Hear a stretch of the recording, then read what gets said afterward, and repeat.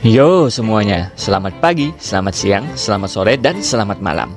Nah, pada kesempatan kali ini saya akan membawakan alur cerita dari manhwa yang berjudul Pedang Evolusi, atau dalam bahasa Inggrisnya The Blade of Evolution. Oke, kalau begitu kita langsung saja dah ke alurnya. Check it out.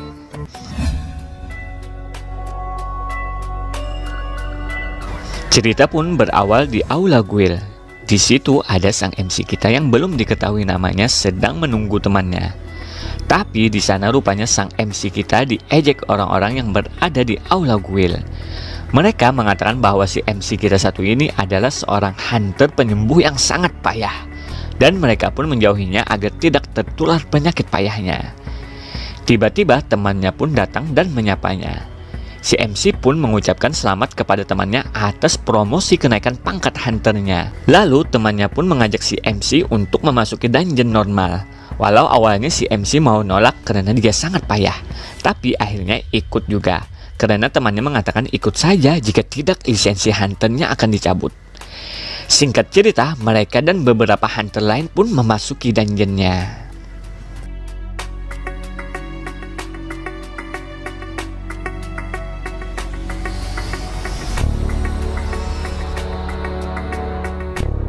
Di dalam dungeon, dua teman si MC beraksi dan si MC hanya mensupport dengan penyembuhannya. Lalu temannya berhasil memenggal kepala sang bos dungeon normal dan mendapatkan item sebuah pedang dan sebuah batu berkualitas tinggi. Lalu temannya itu pun memberikan item pedang ke MC biar kekuatannya sedikit meningkat. Dan setelah itu mereka pun mau pergi. Tapi tiba-tiba terdengar suara dan ternyata itu adalah bos dungeon tersembunyi.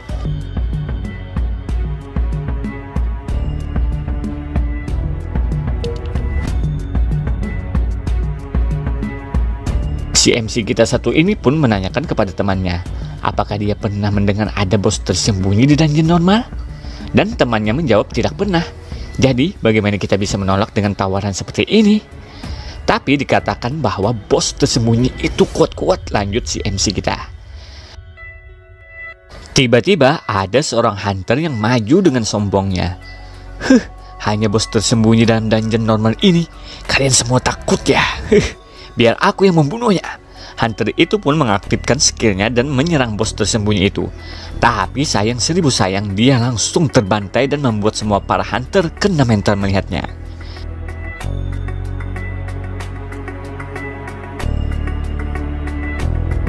Dalam keadaan itu, teman si MC kita menenangkan situasi. Lalu memerintahkan salah satu hunter memeriksa atribut bos tersembunyi itu. Alangkah terkejutnya hunter itu melihat sambil berucap, "Kita semua akan mati."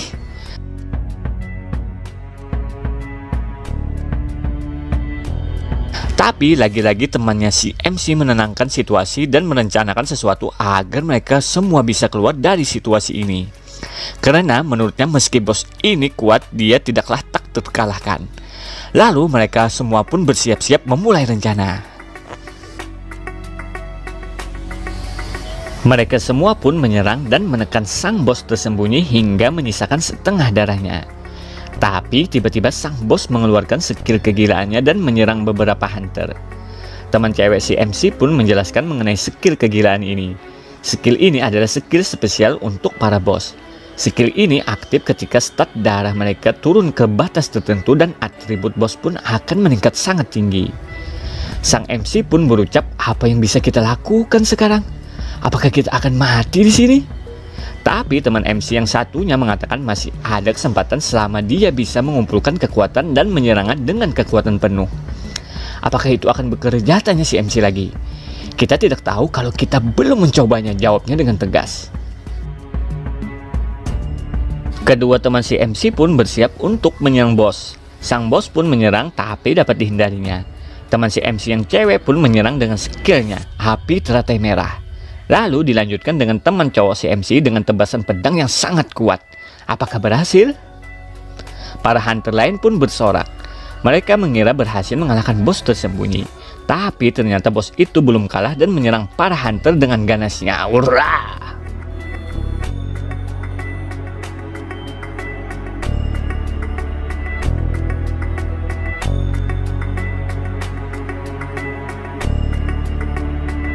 Semua hunter pun habis dibantai bos tersembunyi dan menyisakan si MC seorang yang kena mental. Pikir si MC kita satu ini, bos tersembunyi menjadikan dirinya yang terakhir untuk dibantai karena dirinya yang sangat lemah. Bahkan sang bos pun merendahkannya. Lalu sang MC mengingat-ingat hinaan orang-orang mengenai dirinya. Sang MC pun mengatakan, "Aku bukanlah pecundang," sambil mengingat kedua temannya yang selalu mendukungnya. Sang MC pun mengambil pedang dan bersiap untuk bertarung. "Aku bertarung demi nyawaku sendiri. Aku memang akan mati, tapi setidaknya aku tidak mati seperti pecundang," ucapnya. Sang MC pun menyerang dan malah diserang balik bos tersembunyi, membuat tubuh sang MC terbelah. Sebelum kesadaran sang MC hilang dan mati, dia pun menusukkan pedangnya ke jantung bos tersembunyi.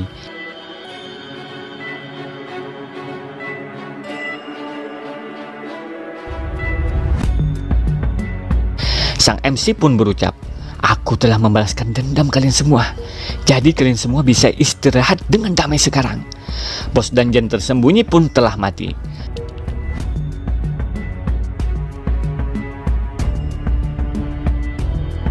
Setelah itu, tiba-tiba sang MC masuk ke sebuah ruangan dan mendapati bahwa dirinya tidak mati.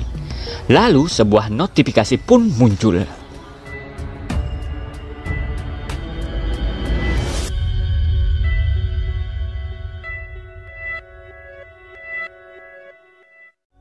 Beberapa minggu kemudian, setelah insiden bos dungeon tersembunyi, sang MC selalu bermimpi buruk mengenai dungeon normal yang ada bos tersembunyinya. Sang MC kita pun bangun dari tidurnya sekaligus dari mimpi buruknya. Lalu akhirnya kita mengetahui nama sang MC, yaitu Songran. Si Songran pun memikirkan insiden di dungeon bersama temannya dan hanya dia yang selamat dari insiden itu. Guild pun tidak melanjutkan tentang masalah itu, tapi orang-orang menyebarkan rumor dengan cepat mengenai si Songran adalah hunter penyembuh yang terkutuk. Dia tidak pantas punya tim, dia pantasnya sendiri, begitulah rumor yang beredar. Lalu Songran pun membuka lemari es, mencari makanan tetapi hanya air yang tersisa. Dia pun berniat untuk keluar, menggunakan jaket satu-satunya agar tidak dikenali orang-orang. Setibanya dia di Indo April, di sana ada orang-orang menggibah tentang dirinya.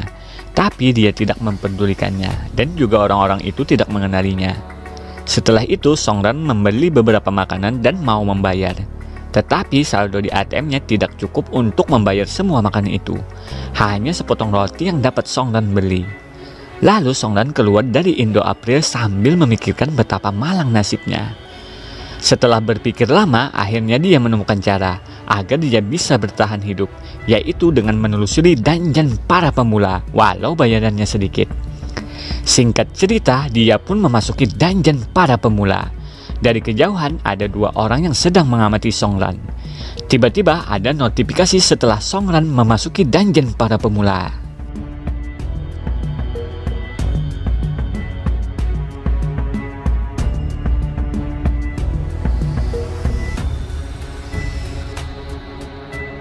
Songran pun bertanya-tanya, apa itu mode evolusi? Sambil dia melihat kabut merah yang muncul. Tiba-tiba pedang evolusinya merespon dan notifikasi pun muncul kembali.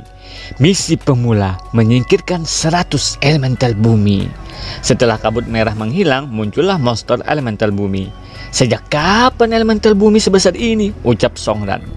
Songran pun mengamati dan siap-siap untuk mencoba kekuatannya. Dia pun lalu menyimpan senjata dan menggunakan tangan kosong untuk menyerang tuh monster. Tapi Songran sadar bahwa monster itu lebih kuat. Dia pun mengeluarkan kembali senjatanya, lalu menyerangnya. Monster elemental bumi itu pun langsung kalah. Songran pun bergumam, apa ini imajinasinya? Dia seperti menjadi lebih kuat. Setelah itu muncullah lebih banyak monster elemental bumi.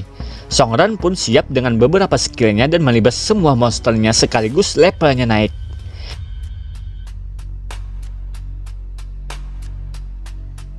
Misi pun selesai dan mendapatkan hadiah. Hadiahnya esensi bumi dan bisa digabungkan dengan senjata. Lalu Songran pun sepertinya sudah kelelahan. Tiba-tiba notifikasi muncul lagi. Misi kedua untuk pemula, menyingkirkan elemental air. Apa? Songran pun menenangkan dirinya dan melihat hadiah yang dia dapat. Dia pun masih bingung bagaimana menggunakannya. Setelah itu, tiba-tiba cuaca di tempat Songran berubah menjadi bersalju. Hah? Ini bukan salju, ini monster elemental air, ucap Songran. Monster elemental air pun menampakkan dirinya dan langsung menyerangnya. Songran menghindar lalu membalas menyerang tapi tidak mempan. Songran pun berpikir bagaimana cara mengalahkan ini monster. Lalu notifikasi pun muncul.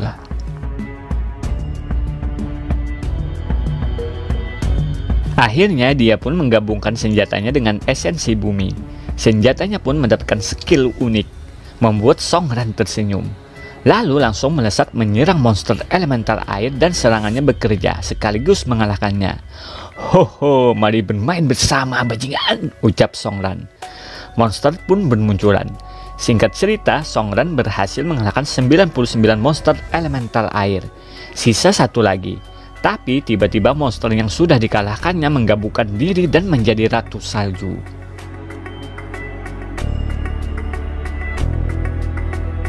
Apakah ini bos tersembunyinya? Keberuntunganku terlalu bagus, ucap Songran. Songran pun bersiap-siap menggunakan skill penyembuhannya dan mulai menyerang sang ratu salju. Tapi entah mengapa serangannya tidak ada pengaruhnya. Lalu sang ratu salju pun membalas dengan menggunakan skill terkuatnya. Sial, dia menggunakan skill terkuatnya di awal-awal, ucap Songran. Dia pun sambil menghindari serangan sang ratu salju dan memikirkan cara untuk mengalahkannya.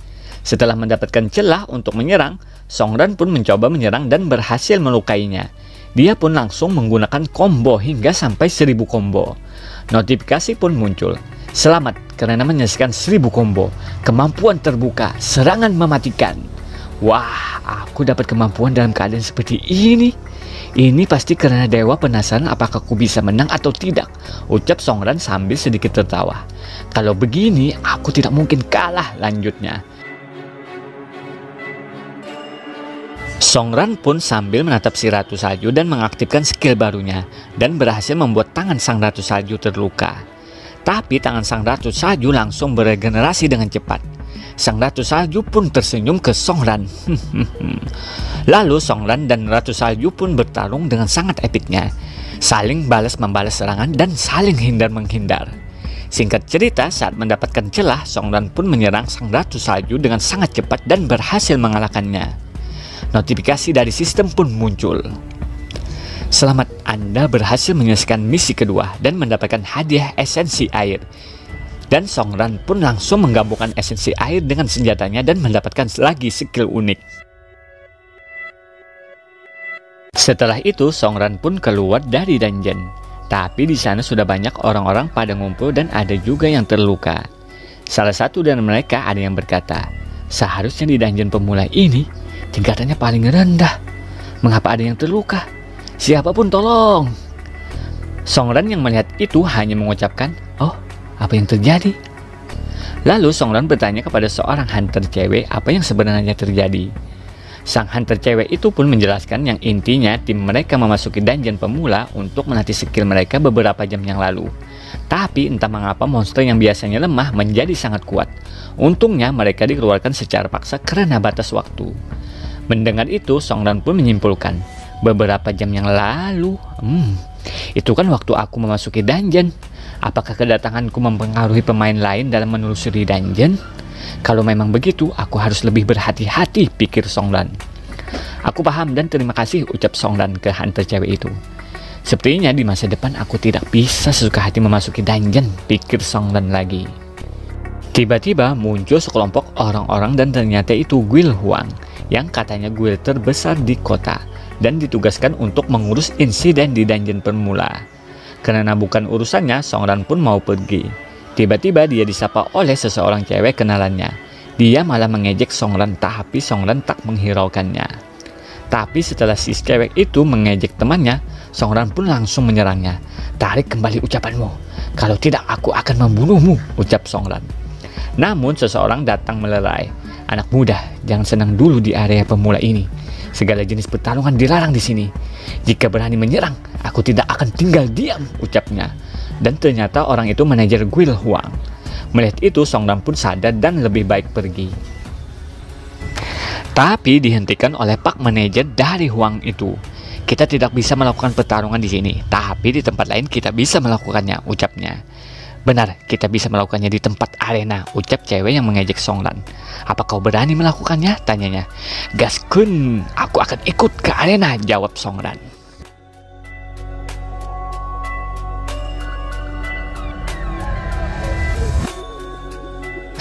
Arena Liga Hunter adalah tempat bagi para hunter bisa dengan bebas melakukan pertarungan dengan pemain lainnya. Banyak para hunter yang datang untuk meningkatkan kemampuan mereka. Di sana ada dua cara untuk bertarung. Di arena pertama adalah pertarungan persahabatan yang memiliki batas waktu. Dan kedua adalah pertarungan sampai mati yang mana akan berhenti bila salah satu sisi hancur. Setelah itu, Songran pun tiba di tempat arena. Di situ banyak para hunter sedang bertarung. Si cewek itu pun mengejek Songran lagi. Apakah kau ketakutan? Kalau kau bersujud kepadaku sekarang, aku akan memaafkanmu, ucapnya. Tidak perlu, jawab Songran. Lalu manajer yang mengurusi tempat pun datang, menanyakan pertarungan apa yang kalian inginkan. Si cewek itu pun menjawab pertarungan persahabatan.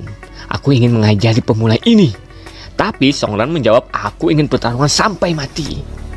Sontak membuat orang di sana terkejut mendengarnya. Lalu Songran pun mengeluarkan gulungan persetujuan abis, artinya dibolehkan bertarung sampai mati. Singkat cerita, mereka pun bertarung sampai mati. Dalam kerumunan penonton, ada seseorang melihat dan dia sedang ditelepon oleh bosnya. Bos, walau ini pertarungan sampai mati, tapi dia kan hanya hunter lemah. Udah, cepat awasi dia, ucap bosnya di telepon. Siap, jawabnya. Lalu dia mulai live streaming dan mengatakan namanya adalah Tang Xiaobai.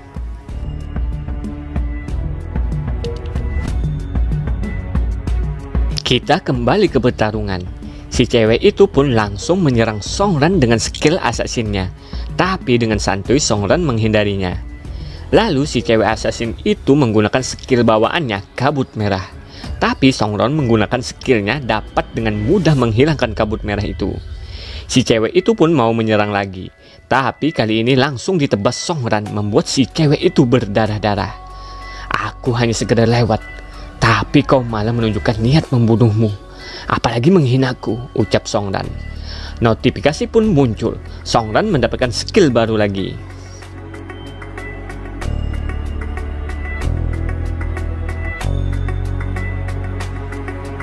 Si cewek assassin itu pun kalah dan sontak membuat penonton tercengang. Apalagi si teman cewek itu. Songran pun memenangkan pertarungan. Selain itu, Xiaobai yang lagi siaran langsung juga terkejut. Apa benar dia hanya seorang hunter penyembuh? Sekarang nyawamu ada di tanganku. Cepat katakan kau adalah jalang yang tak tahu malu, atau kau mau mati di sini saja, ucap Songran. Si cewek assassin itu lalu mengatakan, Aku salah. Aku jalang yang tidak tahu malu. Sontak membuat temannya si cewek marah, membuat malu nama Guil karena pengakuan cewek assassin itu di siaran langsung. Di tempat lain ada beberapa orang sedang membicarakan tentang Songran. Singkat cerita, Songran pun jadi terkenal, apalagi bagi kalangan hunter penyembuh. Lalu Songran keluar dari tempat arena, ditemani hujan yang turun. Mungkin Guil Huang Tu tidak akan membiarkanku, tapi aku tidak akan menyesali dengan keputusanku ini, pikir Songran sambil pergi. Sementara itu di tempat Guil Huang Tu, si cewek assassin sedang disiksa karena sudah membuat malu nama Guil. Sang bos Guil terus menyiksanya. Tiba-tiba seseorang yang memakai topi berucap, bagaimana kalau dia jual saja kepadaku? Mendengar itu teman si cewek assassin marah dan menyerangnya. Tapi dengan santuy pria pakai topi ini balik menyerangnya dan membuat tangannya terluka parah. Tidak, tanganku! Lalu bos Guil pun meminta maaf ke pria bertopi yang ternyata bernama Tuan Trader. Bos Guil pun menyerahkan cewek assassin itu ke Tuan Trader. Uangnya 3 hari lagi akan tiba, ucap Tuan Trader, dan dia pun pergi membawa si cewek assassin yang ternyata bernama Liu Mei Li. Mengapa dia mengincar Liu Mei?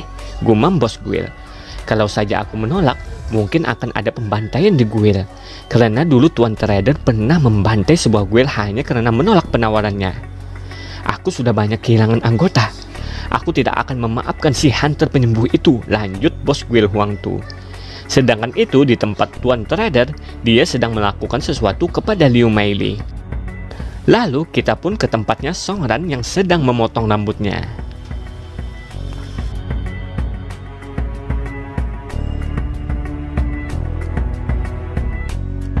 Beberapa hari kemudian di lobi Jenderal Asosiasi Hunter, Song Ran pun sedang mencari batu pembangkitan yang harganya sangat mahal. Karena hanya dengan batu pembangkitan dia dapat membangkitkan kekuatan bawaannya. Sepertinya aku harus ke tambang troll, tapi aku harus dalam party agar aku bisa dapat batu pembangkitan, ucap Song Ran. Tiba-tiba seseorang memanggil namanya dan langsung mengajaknya berparty ke tambang troll. Tong Xiaobai pun memperkenalkan dirinya ke Song Ran. Tapi Song Ran protes ke dia karena siaran langsungnya membuat dia jadi selebriti dadakan. Belum lama Song Ran protes, langsung ada sekelompok gadis-gadis pengen selfie dengan dirinya. Lalu Song Ran pun memegang tangan Xiaobai membawanya ke suatu tempat. Dan Song Ran pun memprotes Xiaobai, bla bla bla bla bla bla. Aku paham, ucap Xiaobai. Lalu dia lanjut mengajak Song Ran untuk party. Tapi Song Ran memiliki dua syarat. Pertama, semua drop batu pembangkitan akan aku ambil, tapi yang lainnya terserah. Kedua, hanya kita berdua yang jadi party. Hah? Kalau bukan bos yang memerintahkan untuk mengawasi dia, aku sudah akan meninggalkan si bajingan ini, pikir Xiaobai. Singkat cerita, Xiaobai pun menyetujuinya dan berangkat ke tambang troll. Song Ran pun lebih dulu masuk karena Xiaobai banyak protes. Jangan remehkan aku adalah summoner hebat, ucap Xiaobai. Lalu Xiaobai masuk juga, tapi alangkah terkejutnya dia malah banyak melihat monster yang sudah dikalahkan oleh Song Ran. Tak ingin kalah, Xiaobai pun menggunakan skill summonnya dan memanggil serigala yang diberi nama Darky. Tak perlu, semua monster di sini sudah kutangani, ucap Song Ran yang membuat Xiaobai mengakui kemampuannya. Setelah itu mereka pun berjalan dan menemui dua monster elit. Xiaobai pun beraksi dengan hewan pemanggilnya. Kenapa kau sangat lambat, ucap Song Ran yang sudah mengalahkan satu monster elitnya. Kenapa kau begitu kuat? Kau kan hanya tingkat perunggu, tanya Xiaobai. Aku memang tingkat penunggu, tapi level bertahanku adalah level 37, setara dengan tingkat emas. Hanya saja belum dipromosikan, jawab Song Ran. Apa? Kenapa kau tidak dipromosikan? Tanya Xiaobai lagi. Itu tidak penting, yang penting aku tahu kau bisa melindungi dirimu sendiri, jawab Song Ran. Selanjutnya kita akan menghadapi bosnya, ucap Song Ran lagi. Setelah itu mereka berdua memasuki tempat yang ada bos monsternya. Dan notifikasi pun muncul, bos monster berevolusi. Sudah kuduga, pikir Song Ran. Apa? Bos ukuran seperti ini seharusnya tidak ada di level ini, ucap Xiaobai. Bos monster pun menyerang. Xiaobai memerintahkan hewan summonnya menyerang dan berhasil membuat bos monster itu jatuh. Hehehe, gimana? Kau tidak perlu melakukan apapun? Apa ada yang ingin kau tanyakan? Tanya Xiaobai. Kau pikir ini telah berakhir? Kau terlalu naif, jawab Song Ran. Bos monster pun bangkit lagi, membuat Xiaobai terkejut. Seperti yang kuduga, sekarang aku secara resmi menyambutmu ke dalam dungeonku, ucap Song Ran sambil tersenyum. Dungeonmu? Ucap Xiaobai bingung. Sudah, nanti aku akan menjelaskan, tapi sekarang kita urus dulu bos monsternya, ucap Song Ran lagi. Lalu Song Ran pun menyerang bos monsternya, tapi tidak banyak memberikan kerusakan. Xiaobai pun mengakui kemampuan Song Ran, tapi menurutnya Song Ran belum berpengalaman dalam hal melawan bos monster seperti ini. Karena bos seperti ini tidak mempan dengan pedang, tapi kalau assassin atau mage mungkin bisa, ucapnya. Lalu Darky pun menyerang bos monster, tapi sayang dia langsung dibantai oleh bos monster. Setelah itu bos monster menyerang Song Ran dan Xiaobai. Tamat sudah, kita akan mati di sini, ucap Xiaobai. Oh, jadi hanya mage dan assassin. Aku harus menggunakan itu, ucap Song Ran. Sedikit flashback, ternyata Song Ran mendapatkan sebuah item batu yang tidak diketahui dan menggabungkannya lalu mendapatkan skill assassin dan pedangnya pun berevolusi. Lalu kita kembali ke pertarungan. Song Ran pun berhasil menangkis serangan bos monster. Kau baik-baik saja? Tanya Song Ran. Hah? Jelas-jelas kau seorang penyembuh. Bagaimana mungkin kau punya 2 job kelas? Tanya balik Xiaobai. Itu tidak penting. Aku harus mengurus bos monster ini terlebih dulu, jawab Song Ran. Lalu Songran pun menyerang bos monster dengan cepat melesat. Mereka pun saling menyerang satu sama lain, dan pada akhirnya bos monster dikalahkan dengan skill assassin Songran. Notifikasi pun muncul.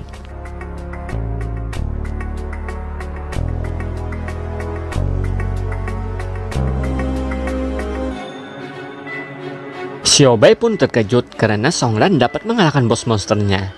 2 tipe job kemampuan sebanding dengan tiket emas. Bahkan aku tidak melihat dia menggunakan skill penyembuhannya, ucap Xiaobai. Lalu Songran pun menghampirinya.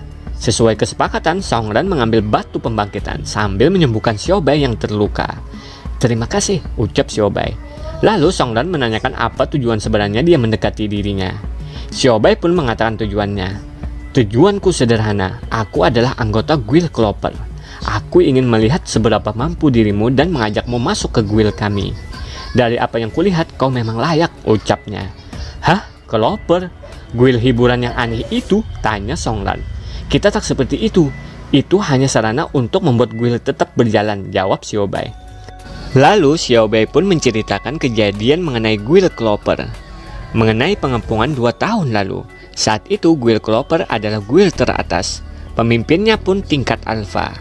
Tapi saat itu muncul bos monster tanaman yang sangat kuat, membuat semua hunter yang ada di guild Clover dikalahkan, dan hanya pemimpin guild yang selamat. Untuk itu pemimpin kami mencari hunter yang layak menjadi pemimpin untuk kejayaan kami kembali. Setidaknya dia bisa mencapai level alpha, ucap Xiaobai. Diketahui hunter tingkat alpha hanya ada 9 orang di distrik C. Dan pemimpin kami melihat potensi di dirimu. Dan selama aku berparti denganmu, aku pun setuju seperti halnya pemimpin kami. Meskipun kau bukan anggota tingkat alpha, tapi aku yakin kau akan berkembang menjadi hunter tingkat raja, ucap Xiaobai lagi. Lalu Songran pun menjawab, Xiaobai, aku menghargai tingginya tanggapan guildmu terhadapku. Tapi aku takut kau menemukan orang yang salah. Aku bukan orang yang di tingkat alpha. Aku hanya seseorang yang membawa kesialan, ucap Songran sambil membayangkan teman-temannya yang mati. Lalu dia pun beranjak pergi. Dasar bodoh, aku akan membuatmu bergabung di guild Cloverku, teriak Xiaobai. Hei, aku tak akan menyerah, lanjutnya. Di tempat lain, tepatnya di dalam mobil, seseorang melaporkan kepada ketuanya bahwa tambang troll sudah diselesaikan. Dan itu hanya party dengan 2 orang. Salah satunya orang yang kita cari hari ini, ucapnya. Songran ya. Lalu pemimpin itu pun memperhatikan pencapaian Songran selama ini. Walau dulunya Songran dianggap sampah, tapi sekarang dia, mungkin tiba saatnya kita menemuinya, si awakan itu, ucap sang ketua.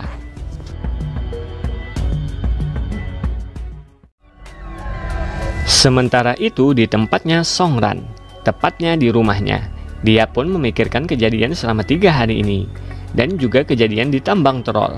Walaupun sudah berjuang selama 3 hari ini, dia hanya bisa naik 1 level saja. Setelah itu, Songran mau mengaktifkan batu pembangkitan yang ia telah dapatkan di tambang troll. Dan inilah yang ia dapatkan. Tiba-tiba ada yang mengetuk pintu rumah Songran. Dan ternyata itu dari asosiasi hunter sambil mereka memperkenalkan diri. Songran pun sedikit protes, mengapa pihak asosiasi hunter datang malam-malam begini. Tapi pihak asosiasi hunter mengatakan karena Songran menyelesaikan dungeon tambang roll, jadi mereka datang ke sini. Songran pun menjawab, tapi dia hanya seorang hunter penyembuh sampah. Apa yang harus kalian cari darinya? Ternyata kau tidak bisa diajak bekerja sama ya. Tiba-tiba datanglah sang ketua departemen penyelidikan asosiasi hunter yang sangat menggoda iman. Dia bernama Zhou Jingyan.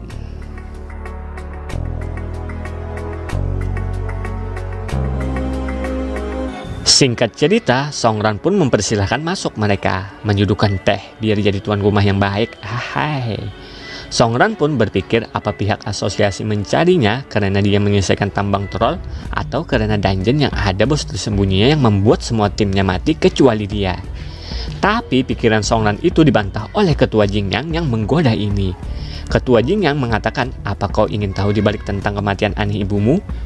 Mendengar itu, Songran pun mulai penasaran. Tapi kau harus mengumpulkan banyak poin hunter agar bisa mengakses informasi rahasia seperti itu.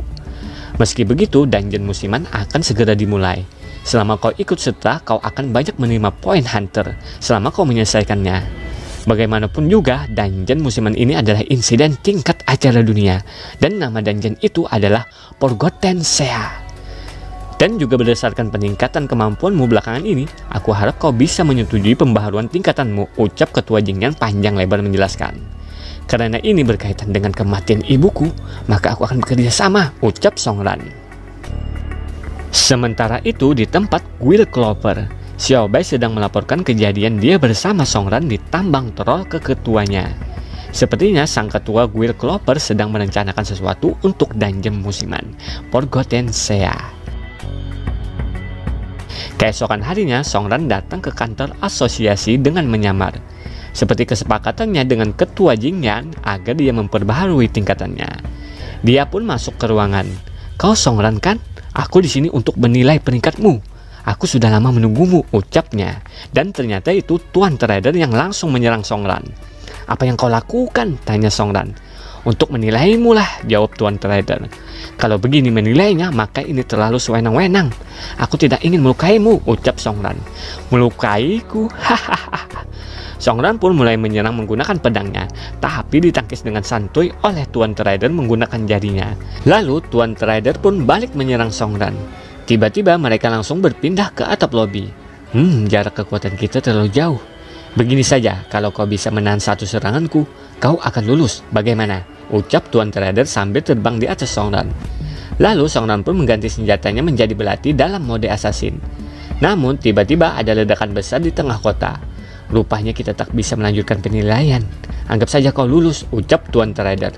"Hah? Lulus? Bagaimana tingkatanku?" tanya Song Ran. Tuan Trader pun menjelaskan, dia hanya menguji Song Ran apakah dia bisa mengambil penilaian peringkat sebenarnya. Dengan kata lain, Tuan Trader cuma tertarik kepada Song Ran. "Orang ini," gumam Song Ran. Lalu Tuan Trader melanjutkan mengenai ledakan di kota tadi dan menyuruh Song Ran melihatnya. Ternyata portal muncul. Portal itu dikatakan mirip dengan gerbang abu-abu yang pernah muncul 50 tahun yang lalu. Mode pengepungan pun dimulai lebih awal.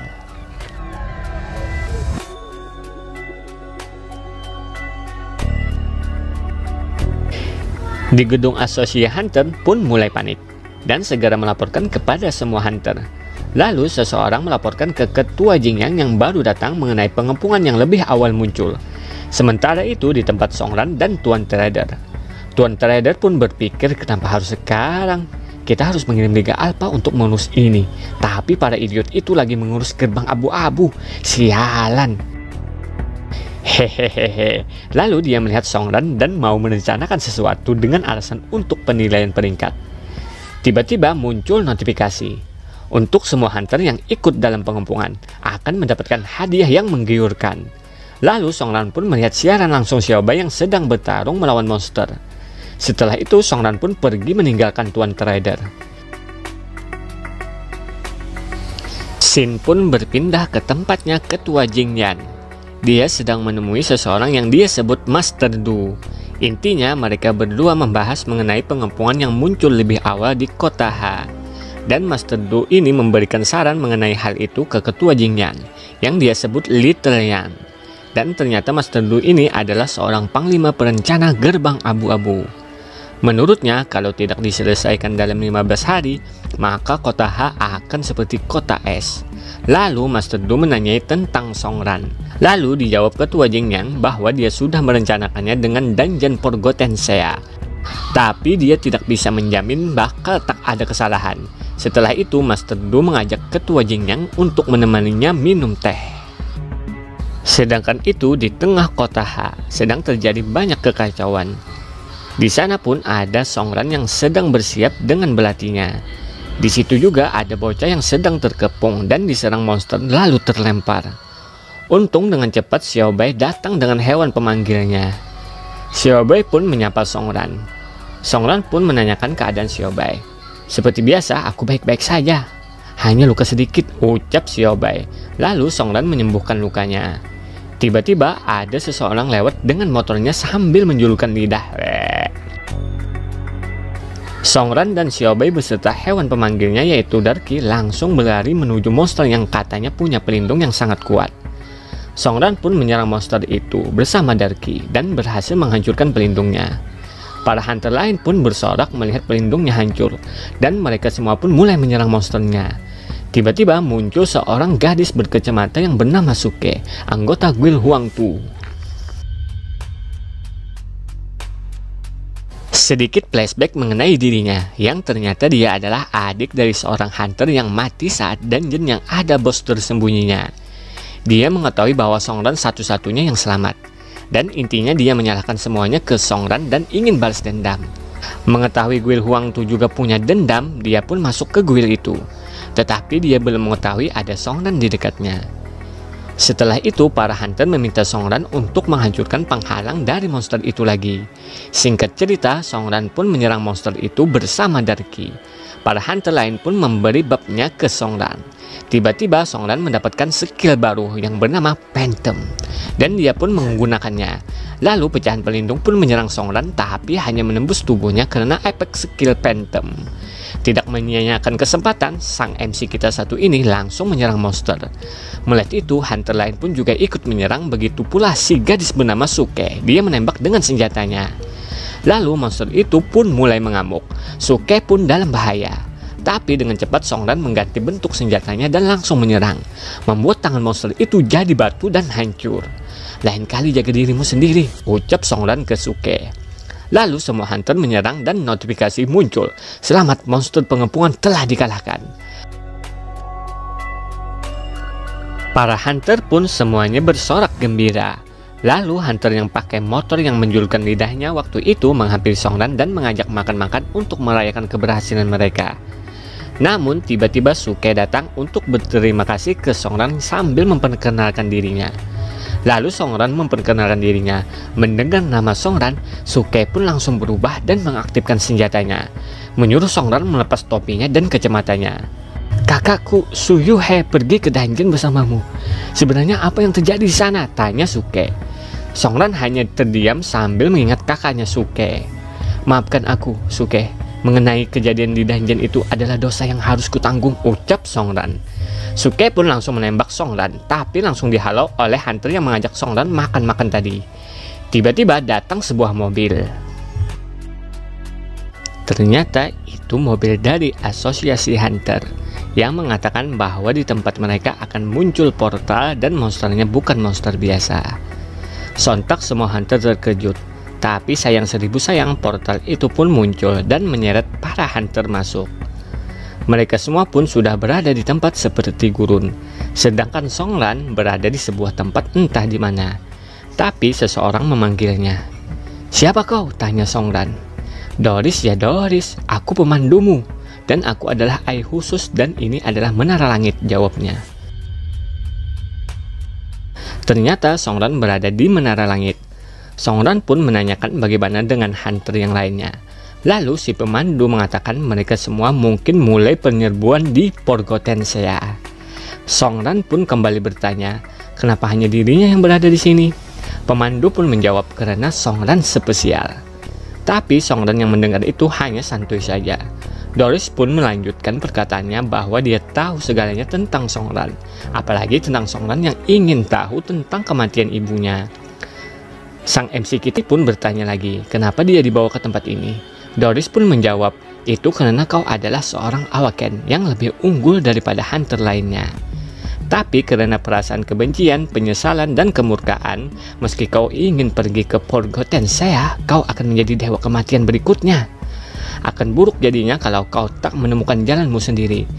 Karena kita sudah di sini, maka akan kumulai untukmu menara langit mode evolusi, ucap Doris.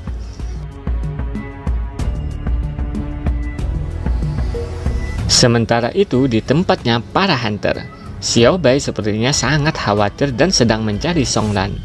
Lalu petugas asosiasi hunter yang ternyata juga ikut terseret ke Forgotten Sea menjelaskan bahwa sebentar lagi akan ada bos monster gelombang pertama dan memerintahkan semua hunter berkumpul sekaligus bersiap-siap. Tak berselang lama muncullah monster penjaga pintu lautan pasir dan seorang hunter mulai menyerangnya. Tapi sang monster itu langsung membalas dengan skill apinya. Lalu Shin pun berpindah ke tempat Songran yang ternyata sudah memasuki menara langit lantai ke-9 dan dia pun mulai memasuki lantai ke-10. Di sana dia sudah ditunggu sang bos. Akhirnya ada juga orang yang memulai mode ini, ucap bos monster.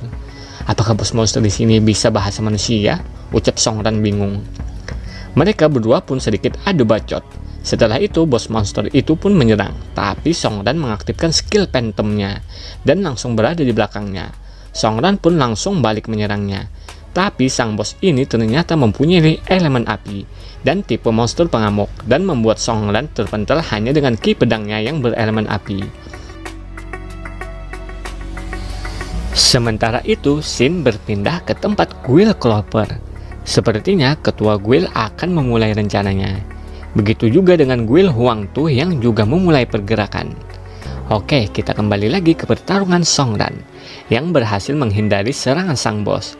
Karena Songran tidak ingin membuang-buang waktu lagi, dia pun mengaktifkan skill penyembuhannya dan digabungkan dengan skill menyerangnya. Songran pun berhasil menghancurkan pedang si bos monster. Jika tak salah, kalau pedangmu ini dihancurkan, maka kau bukanlah apa-apa, ucap Songran yang membuat sang bos kena mental. Lalu Songran pun menyerang dengan ganesnya dan berhasil mengalahkannya dengan ngeri-ngeri sedap. Setelah itu ada sedikit ingatan tentang bos monster itu. Dia tak seperti monster, dia seperti manusia. Menara apa ini sebenarnya? Terasa sangat misterius, pikir Songran yang sambil melanjutkan ke lantai menara langit selanjutnya. Dan dia juga mendapatkan item baru.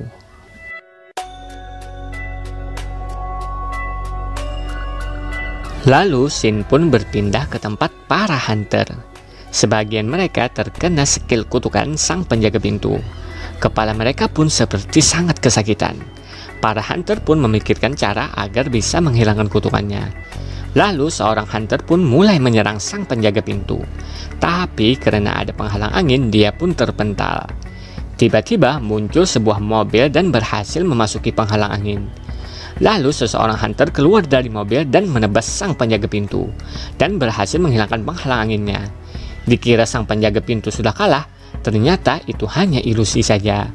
Lalu sang penjaga pun menggunakan tongkatnya dan menyerang hunter itu dengan skill kegelapannya. Tapi dengan sigap Darky mengambil tongkat itu. Lalu Xiaobai memerintahkan Darky untuk melemparkan tongkat itu ke dia. Saat Xiaobai memegang tongkat itu, muncullah sedikit ingatan.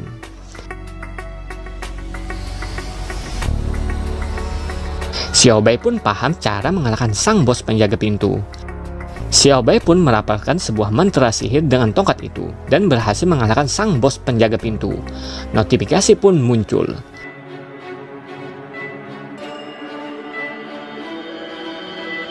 Para hunter yang terkena kutukan pun sadar kembali.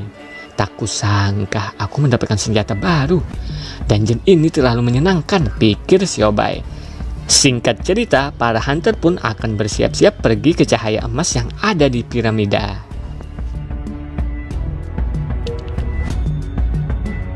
Lalu Shin pun berpindah ke tempat Songran. Notifikasi pun muncul. Selamat, Anda telah mencapai lantai 50 dan mendapatkan hadiah. Singkatnya, di setiap 10 lantai akan ada bos, dan sebelum bos ada hadiah, ada bab atau pilihan penyembuhan. Lalu sebelum menghadapi bos monster, Songran pun memilih hadiah dan dia memilih peningkatan mana. Singkat cerita, Songran pun berhadapan dengan bos monster. Sang bos pun memiliki aura yang sangat kuat.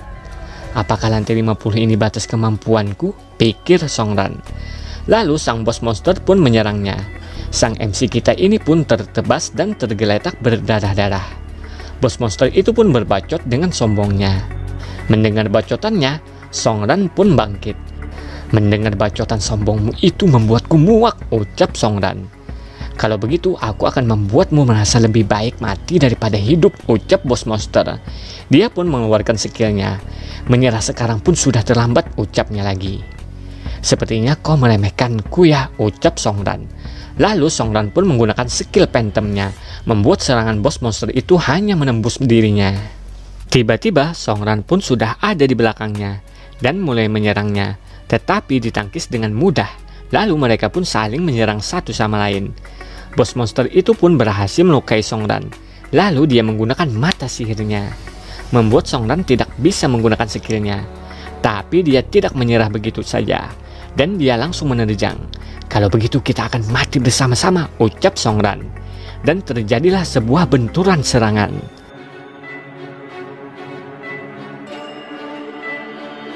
Akui saja kekalahanmu.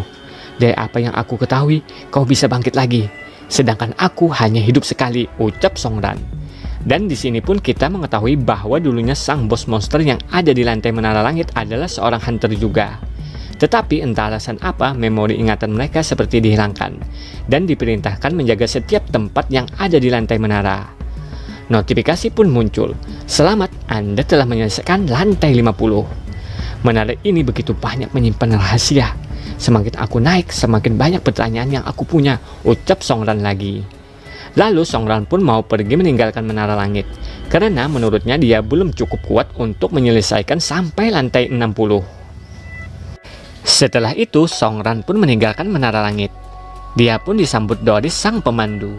Dia pun kagum dengan Songran yang mampu mencapai lantai 50. Kondisi Songran pun langsung pulih dan Doris pun memberikan hadiahnya. Setelah itu Songran pun menanyakan tentang diri Doris dan menara langit. Doris hanya pemandu. Segala hal yang baru saja terjadi ini hanyalah kebetulan. Tapi itu sungguh sesuatu yang harus dilakukan oleh sistem, jawab Doris. Tapi mengenai menara langit ini, aku hanya bisa bilang bahwa keberadaan dungeon ini hanya untuk satu orang, jawab Doris lagi. Doris pun berkata lagi bahwa hadiahnya sudah dikalkulasikan. Kalau begitu sampai berjumpa lagi. Doris akan selalu menunggumu, Oni-chan. Setelah Songran meninggalkan menara langit, dia pun ternyata sudah berada di asosiasi hunter. Dan ternyata di sana dia sudah ditunggu oleh seseorang. Orang itu pun memperkenalkan dirinya ke Songran sebagai wakil ketua guild bernama Sungwoo.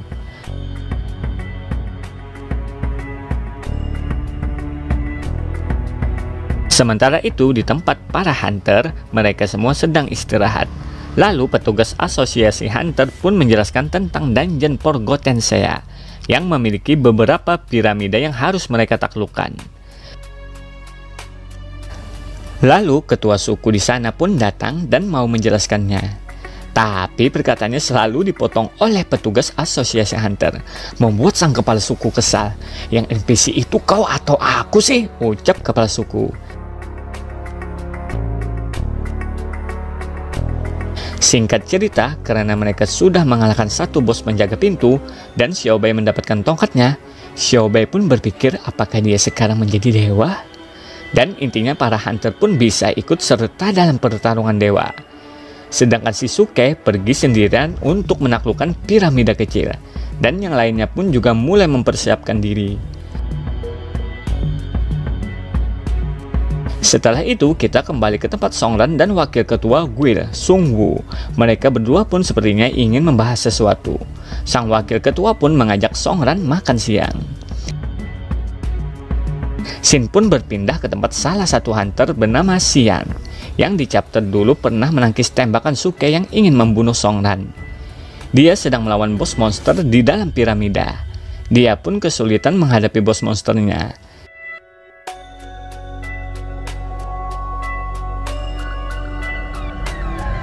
Sedangkan itu, Suke juga memasuki piramida sekaligus mengingat kejadian dengan Songran yang begitu dia benci. Tiba-tiba dia mendengar sebuah suara. Lalu di luar tempat, petugas asosiasi hunter sedang bertanya kepada kepala suku mengenai bos monster yang ada di setiap piramida. Kepala suku pun menjelaskan panjang lebar. Shin pun kembali ke tempat sang MC kita yang sedang makan dengan sang wakil ketua Sungwoo sambil berbincang-bincang. Pada satu titik, Songran bertanya apakah sang wakil ketua tahu tentang kebangkitan. Sontak sang wakil ketua terkejut. Kebangkitan? Jangan bilang kau telah melihat dungeon yang telah ditingkatkan? Tanya sang wakil ketua. Belum sempat Songran menjawab, Shin pun berpindah lagi ke tempat para hunter yang sedang bertarung melawan bos monster di piramida. Hunter Xian pun sepertinya akan kalah dan pasrah menghadapi sang bos monster. Tapi tiba-tiba sang MC kita datang entah dari mana dan menyerang sang bos monster. "Xian, apakah ini dihitung sebagai bayaran atas peluru yang kau hadang waktu itu?" ucap Songran sambil mengaktifkan skill penyembuhannya. Lalu Xian bertanya kepada Songran kenapa dia bisa berada di sini. Dijawab Songran, "Wakil ketua Sungwu membuat rencana kecil denganku dan membuatku membantumu dulu." Singkat cerita, mereka berdua pun menghadapi bos monster. Sang bos pun mengeluarkan skillnya dan memanggil pasukan undead-nya.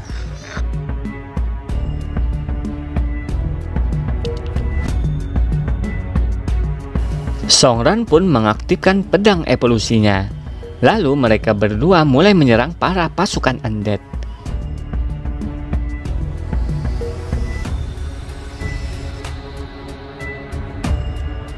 Sementara itu, di luar ternyata bala bantuan para hunter datang.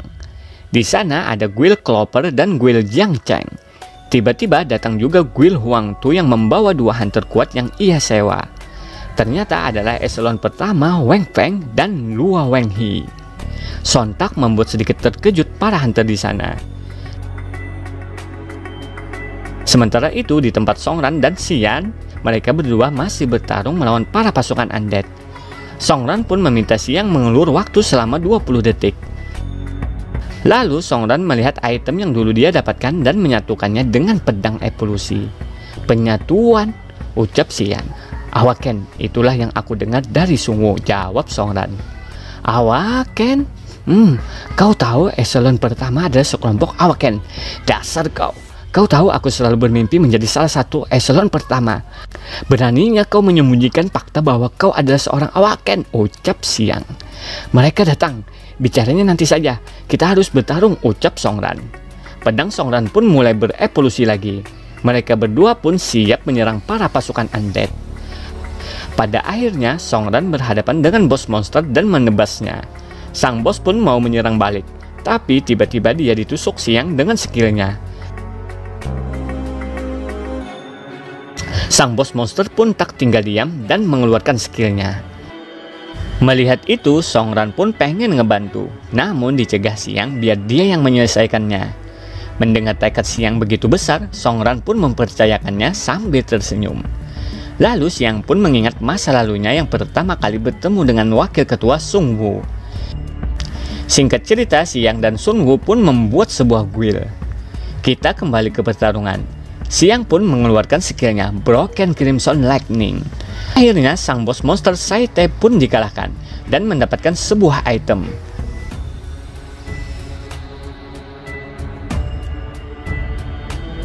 Karena Xian sudah tidak dapat bertarung lagi, item pun diberikan ke Songran dan Xian pun menyerahkan sisanya ke Songran. Setelah itu, Songran pun mengatakan sebelum sang bos monster Saite dikalahkan, sang bos berucap, "Era baru akan datang dan kalian akan merasakan neraka." Apakah kalimat ini hanya sesuatu yang diatur oleh sistem atau lainnya? Tanya Songran. Setidaknya dungeon bisa berlanjut seperti biasa, jawab Xian. Tiba-tiba muncul sebuah peringatan. Dungeon segera akan direset. Hitung mundur akan dimulai.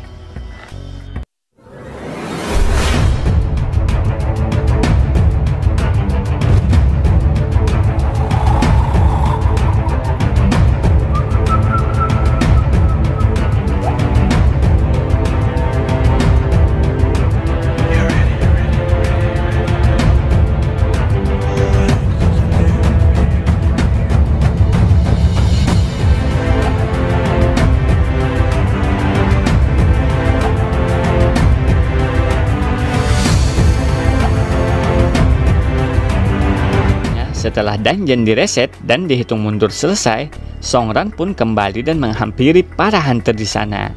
Songran pun disapa Xiaobai yang katanya mengkhawatirkannya. Di tempat mereka pun sedang turun salju yang awalnya gurun pasir. Tiba-tiba ketua Guild Huang Tu menyapa Songran dan mengejeknya.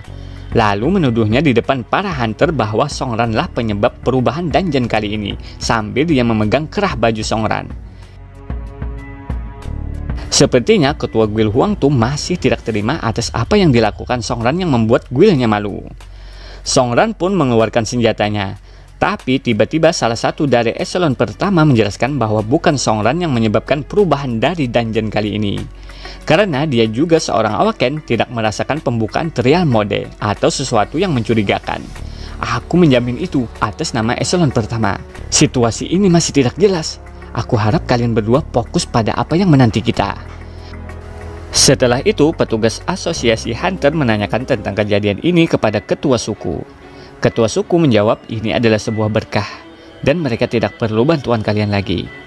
Tiba-tiba ketua suku itu berubah bentuk menjadi naga dan siap-siap menyerang para hunter dengan napas naganya. Lalu Songran pun sedikit berbincang dengan salah satu eselon pertama yang ada luka di matanya seperti Akagami no Sang. Songran pun bertanya apakah dia pernah ke Menara Langit. Lalu dijawabnya itu adalah kuburan para hunter yang gagal. Tiba-tiba para monster berdatangan. Melihat situasi saat ini, Songran pun mengambil tindakan dan siap dengan pedang evolusinya. Tapi anggota eselon pertama mengatakan bahwa saatnya Songran melihat kekuatan dari salah satu eselon pertama. Lalu dia pun menggunakan skillnya dan membuat semua monster itu langsung kalah dalam sekali serang. Hei bocah, kenapa hanya melongo? Cepat! Masih ada hal yang penting menanti kita, ucapnya. Melihat kekuatannya, Songran pun berpikir, eselon pertama, aku pasti akan mengejarmu. Lalu mereka berdua pun sudah berada di pintu masuk piramida yang bernama Horus. Mereka pun memasukinya. Ternyata di sana ada Suke yang sudah dirasuki oleh monster. Melihat itu, salah satu eselon pertama itu sadar kenapa Master Doom memerintahkannya dalam misi kali ini untuk menjamin keselamatan Suke dan Songran. Tapi kalau dia menemukan sesuatu yang tidak biasa terjadi, maka dia harus memprioritaskan hal yang lebih besar. Lalu Songran pun maju, tapi eselon pertama memerintahkan untuk kembali, biar dia yang melawan Suke. Karena menurutnya Suke ini harus mati sekarang juga. Tapi Songran pun sudah berhadapan dengan monster Suke. Melihat itu, sang eselon pertama khawatir bahwa Songran juga bisa termakan oleh kebencian. Monster Suke pun menyerang Songran dengan menggunakan seperti tentakel. Tapi Songran pun menggunakan skill pentomnya sambil berucap, Suke, aku tahu kau membenciku. Aku berniat meminta maaf dan bertanggung jawab atas semua yang terjadi. Tapi aku tidak berharap permintaan maafku diterima oleh dirimu yang sekarang. Mendengar itu, monster Suke menangis dan kecepatannya sedikit menurun. Tidak menyia-nyiakan kesempatan, sang eselon pertama menggunakan skillnya menyerang monster Suke, membuatnya terlempar dan terhempas di dinding. Apakah dia mati? Tanya Songran. Tidak, aku khawatir ini tidak sesederhana kelihatannya, jawabnya. Sepertinya memang benar. Tiba-tiba di tubuh Suke keluar makhluk yang merasukinya, dan ternyata itu adalah bos dungeon Horus. Dia pun langsung menggunakan skillnya. Songran pun terkena skill pikiran dari Horus yang bernama Devin Dream. Sang eselon pertama pun tidak tinggal diam dan mulai menyerang Horus. Dia pun menggunakan pedangnya dan menancapkannya. Lalu dia memejamkan matanya dan membayangkan kejadian yang pernah dia alami hingga menjadi seorang Awaken. Tiba-tiba Horus menyerang Songran dengan tentakelnya. Tapi dengan cepat sang eselon pertama melindunginya. Luo sang eselon pertama pun mulai menyerang Horus.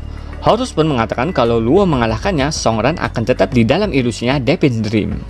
Mendengar itu, Luo mempercayakan keadaan ini kepada Songran. Sedangkan itu di dalam ilusinya Horus, Horus mengatakan bahwa Luo sang eselon pertama dalam ilusinya dan sedang berjuang. Tapi Songran pun sadar bahwa dialah dalam ilusinya Horus. Horus pun menyerang Songran dengan tentakelnya. Tapi Songran mengaktifkan skill pentomnya lalu menyerang balik Horus. Aku penasaran apa yang terjadi bila aku membunuhmu di dalam ilusi ini. Tapi sebelum itu aku bertanya apa yang terjadi pada Suke, ucap Songran. Horus pun tertawa dan menjawab pertanyaan Songran. Dia mengatakan bahwa Suke juga dalam ilusinya, tetapi pikirannya sudah sepenuhnya menyatu dengan dirinya. Suke, dia sudah menjadi kekuatan dunia bawah, ucap Horus. Setelah itu kita kembali ke 2 jam yang lalu. Di sana kita diperlihatkan Suke juga sudah dalam ilusinya Horus. Suke pun melihat kakaknya sedang melawan bos dungeon tersembunyi dan berhasil mengalahkannya dan juga mendapatkan banyak item langka. Suke pun memeluk kakaknya sambil menangis. Setelah itu tiba-tiba Songran datang dan membunuh kakaknya. Singkat cerita, Suke pun sadar bahwa itu bukan Songran, tapi ulah si Horus. Suke pun mulai menganalisa dengan kemampuannya. Lalu dia mengaktifkan skill Utopianya dan berhasil mengalahkan Horus.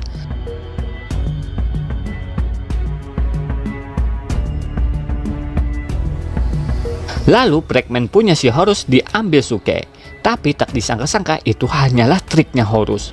Horus pun berhasil menguasai pikirannya Suke. Lalu kita kembali ke tempatnya Songran dan Horus. Di sana mereka berdua pun berbacot ria. Lalu singkat cerita, Songran pun menyadari dirinya yang sudah banyak kehilangan dan juga mendapatkan rekan-rekan baru.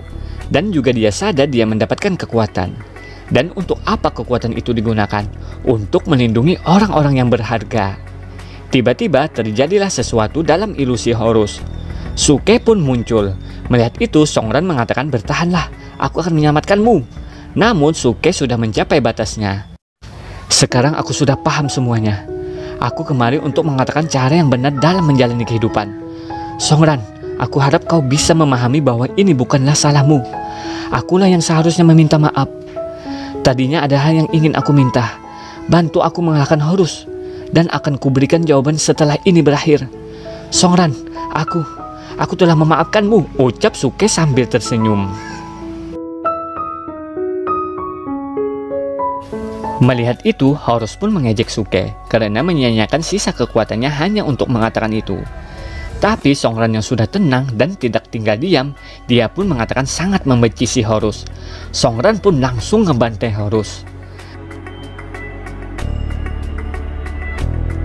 Lalu kita kembali ke Luo yang melihat Horus sudah menghilang. Lalu Luo pun ditelepon dan ditanya tentang keadaan di sana. Sedangkan itu, para hunter dan para ketua guild masing-masing juga sudah selesai mengalahkan para monster. Dan gerbang bos dungeon terakhir pun terbuka, sang penguasa Anubis. Ketua guild Huang Tu pun memanggil Wang Peng yang salah satu dari eselon pertama untuk membantu menyelesaikan dungeon terakhir. Tapi sepertinya Wang Peng sedang merencanakan sesuatu yang licik. Lalu kita kembali ke tempat Songran dan Luo. Di sana Songran mendapatkan sebuah hadiah rahasia yang sudah mengalahkan Horus. Hadiah itu berupa gelar bernama God Eater dan juga mendapatkan aksesoris peningkatan. Lalu dia juga mendapatkan fragmen Horus dan fragmen ingatan Suke.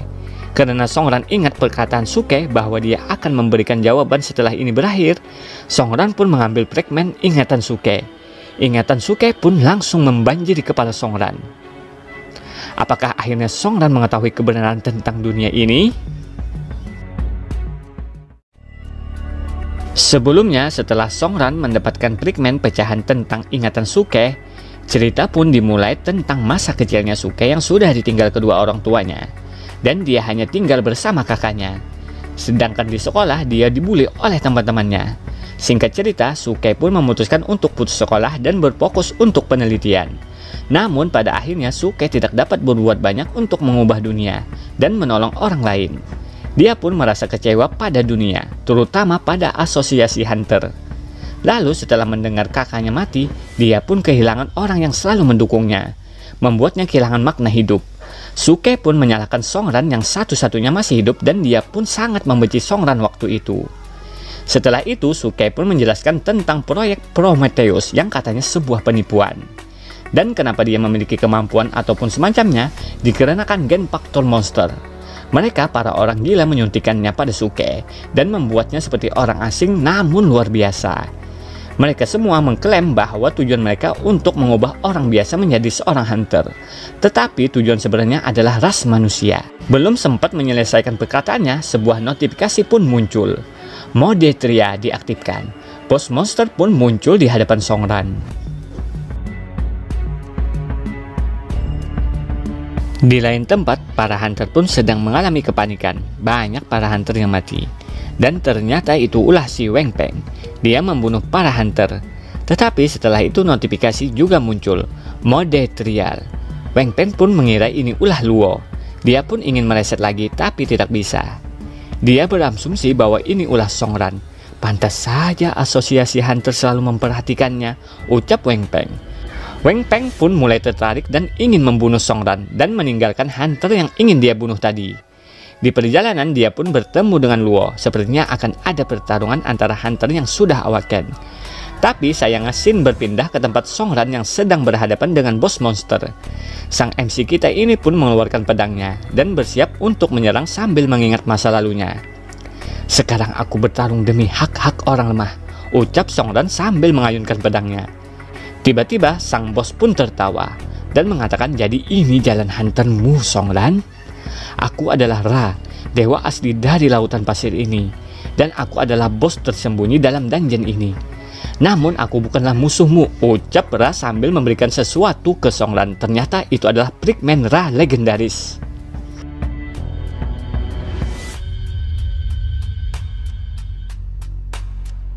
Lalu kita kembali ke pertarungan Weng Feng versus Luo. Mereka berdua pun saling menyerang. Pada akhirnya Weng Feng pun berhasil melukai Luo.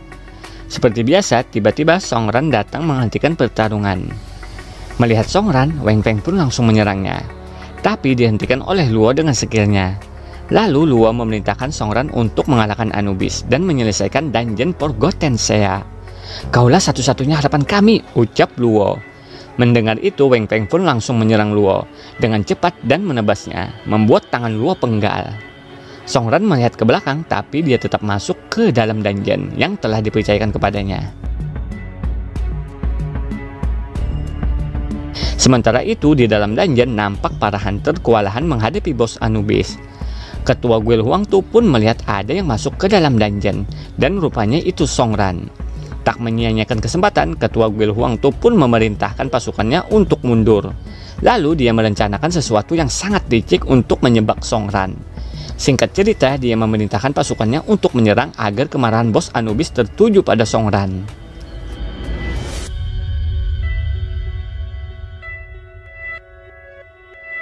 Namun sang MC kita satu ini masih tetap tenang dan santuy. Karena Song Ran sudah terbiasa menghadapi masalah seperti ini di dungeon sebelumnya, dan membuat kekuatannya meningkat. Lalu Song Ran pun menyerang sang bos Anubis. Mereka berdua saling menyerang dan membuat seisi piramida berguncang. Song Ran pun menggunakan skill pentomnya. Setelah itu dia menyerang lagi dan berhasil menyerang titik lemah sang bos Anubis dan membuatnya terjatuh. Namun tak semudah itu. Sang bos Anubis bangkit dan balik menyerang Song Ran, membuat pertarungan mereka berdua sangat seru. Tak cuma itu, sang bos Anubis kembali mengaktifkan skill terbangnya. Melihat itu, Song Ran berucap, "Mau di pertarungan udara lagi? Kalau begitu aku akan menghajarmu sampai kembali ke bentuk asalmu." Namun Sin berpindah ke tempat Luo versus Weng Peng. Di sana terlihat Luo sudah terengah-engah. Sedangkan itu Weng Peng berbacot ria. Setelah Luo tidak mempunyai pilihan lagi, dia pun mengaktifkan skill tingkat tinggi yang bernama Blood Boil. Skill ini hanya bisa digunakan para hunter yang sudah awaken. Luo pun mulai menyerang Weng Feng. Pertarungan sengit mereka pun masih berlanjut. Sayangnya Sin berpindah lagi ke tempat pertarungan sang MC kita. Para hunter yang melihat pertarungan Song Ran pun dibuat kagum. Sang bos Anubis pun hampir dikalahkan.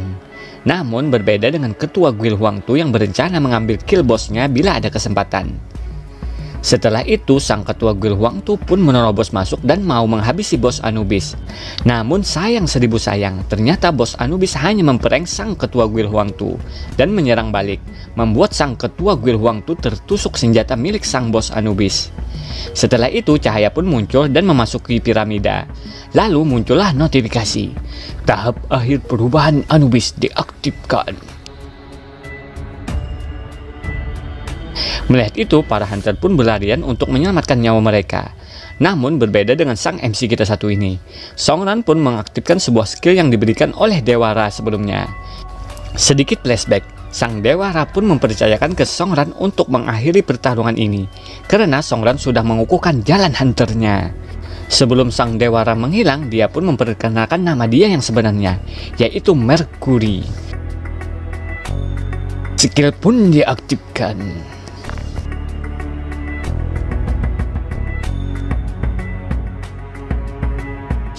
Melihat kekuatan baru Song Ran, sang bos Anubis pun sadar bahwa itu kekuatan dewa dunia lama. Lalu dia pun menyerang Song Ran. Namun Songran menghindar dengan cepatnya dan membalas menyerang dengan kekuatan barunya. Lalu scene pun sedikit berpindah ke tempat Luo versus Wang Peng. Setelah itu kita diperlihatkan semua para hunter terkejut melihat notifikasi yang muncul.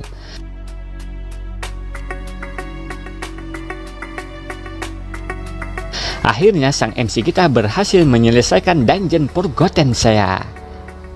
Karena Songran seorang diri mengalahkan bos Anubis, maka hadiahnya pun semuanya untuk sang MC kita satu ini. Lalu sebelum kesadaran Songran menghilang karena efek skillnya, dia pun mengalokasikan semua XP-nya ke pedang evolusinya dan naik level.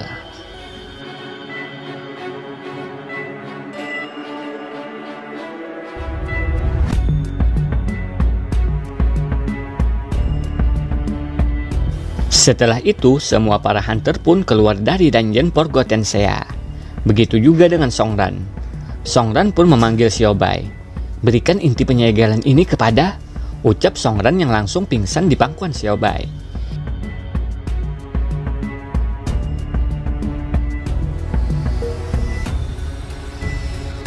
Di waktu yang bersamaan juga, Wang Peng pun kabur dari tempat kejadian dan menjadi kriminal kelas dunia. Sementara itu, karena asosiasi hunter telah mendapatkan inti penyegelan, mereka pun mengumpulkan para hunter yang tersisa untuk menyelesaikan dungeon.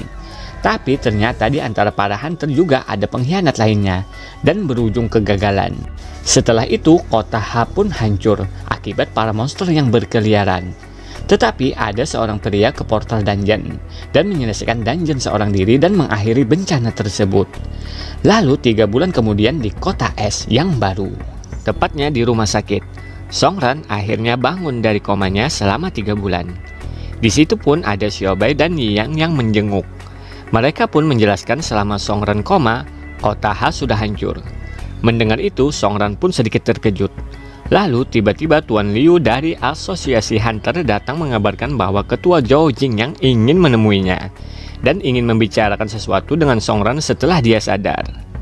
Sebenarnya Xiaobai dan Yiyang ingin mengajak Songran makan-makan merayakan pulihnya Songran. "Di hotel di ruangan 317, ucap Yiyang. Singkat cerita, Songran pun menemui Ketua Zhao Jingyang yang menggoda. Ketua Zhao pun menjelaskan mengenai kemampuan Songran selama di dungeon Forgotten Sea yang begitu menakjubkan. Yang pada intinya dia mau mengajak Songran masuk ke Asosiasi Hunter dan menjadi seperti polisinya asosiasi, dengan iming-iming akan lebih dekat mengetahui tentang kematian ibunya. Tapi Songran pun sadar karena sudah mengetahui tentang gen faktor monster dan rencana Prometheus beserta menara langit. Dengan kata lain, rahasia teratas ini hampir setara dengan kebenaran di balik semuanya. Pada intinya, Songran ingin mengetahui jawabannya sendiri. Dengan kata lain, Songran tidak mempercayai Asosiasi Hunter yang sekarang. Lalu dia pun menolak tawaran dari Ketua Zhao karena dia ingin menjadi hunter saja. Tiba-tiba ada seseorang menobrak pintu. "Ketua Zhao, sekarang saatnya kau digantikan," ucapnya sambil memerintahkan anak buahnya menyeret keluar Ketua Zhao Jingyang yang menggoda itu. Lalu dia pun memperkenalkan dirinya yang bernama Hei Tianji, Ketua Biro Keamanan Hunter. Lalu dia pun menginterogasi Songran dan menanyakan apa yang dikatakan Suke di lapisan bawah sistem. Songran pun sadar pasti tentang gen faktor monster. Pantesan para asosiasi hunter mengajaknya masuk ke riset agar mereka dapat mengawasi dia, pikir Songran. Lalu Songran pun menjawab, "Suke tidak mengatakan apapun. Dia menggila dan hanya ingin membunuhku," jawab Songran yang menyembunyikan tentang kebenarannya. Lalu Songran pun sadar lagi mengapa Siang waktu itu menyebut hotel nomor 317.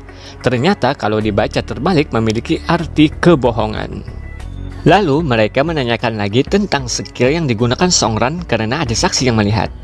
Songran pun menjawab, "Tidak banyak yang tahu tentang pedang evolusi. Tapi setelah aku mengalahkan Suke dan pergi ke bawah lapisan sistem dan menemukan pecahan Dewara, hanya itu saja," ucap Songran. Mendengar itu, Ketua He pun tidak terima dengan jawaban Songran. Dia mengatakan bahwa skill itu jelas-jelas ditetapkan sebagai rilis dan X skill. "Hah? Apa buktinya? Aku juga baru tahu tentang X skill. Bisakah ketua saya menjelaskan apa itu X skill?" ucap Songran. "Hahaha, ini salahku. Seharusnya aku tidak bersikap marah seperti ini. Oke, di pertemuan selanjutnya, aku harap kau bisa bersikap searogan ini lagi, ucap Ketua He dari Biro Keamanan. Di tempat lain, Zhao Jingyan dan Wakil Komandan Utama sedang mengawasi Song Ran yang sedang diinterogasi melalui monitor. Lalu, Zhao Jingyan meminta izin untuk menemui Song Ran kembali. Singkat cerita, Song Ran sudah pergi dari tempat asosiasi Hunter ditemani Zhao Jingyan. Di dalam mobil, Zhao Jingyan masih meyakinkan bahwa dia di pihak Song Ran. Tapi tiba-tiba mereka diserang oleh seseorang dan membuat mobil yang ditumpangi Song Ran terpental. Dengan sigap, Song Ran sudah berada di belakang itu orang. Namun orang itu dengan santainya menjelaskan ingin membuat Song Ran bebas. Dia mengatakan apakah Song Ran ingin kembali ke asosiasi Hunter atau kau memiliki rencana lain. Kalau kau tertarik, tidak salahnya aku memberitahumu nama organisasi kami, yaitu Mercury Cup, ucapnya. Lalu Song Ran ingat sesuatu. Mercury Cup? Apakah itu berkaitan dengan Mercury waktu itu? Pikirnya.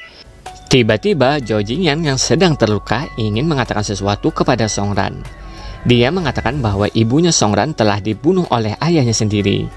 Karena Zhao Jingyan bekerja di bawah ayahnya Song Ran dan mengaguminya, tapi pada suatu hari ayahnya Song Ran mengamuk dan dikirimlah ke Menara Langit. Mendengar itu, Song Ran pun terkejut dan marah kepada ayahnya sambil mengingat kenangan bersama ibunya. Dasar bajingan kau Song Guceng, ucap Song Ran. Sementara itu di tempat Indo April ada seseorang yang sedang membeli makanan dan dia sedang melihat monitor. Di sana tertulis kriminal peringkat A. Setelah itu ada berita mengenai kecelakaan. 3 orang terbunuh termasuk ketua Zhao Jingyan yang menggoda itu, dan tersangkanya dalam kasus ini adalah Song Ran. Song Ran melihat berita di TV itu pun bergumam. Mereka mengaitkan aku dengan Wang Feng, agar kalau aku menemukan informasi yang kukumpulkan terbongkar, mereka bisa menyalahkan ke Wang Feng. Mereka memfitnahku. Apakah ini balasan asosiasi Hunter? Ucap Song Ran. Selama 3 hari, Song Ran pun bersembunyi dan memikirkan cara untuk mengatasi situasi saat ini. Singkat cerita, Song Ran menyatakan perang terhadap asosiasi Hunter. Setelah itu, dia pun memasuki Menara Langit untuk push rank dan mendapatkan item ahli pedang.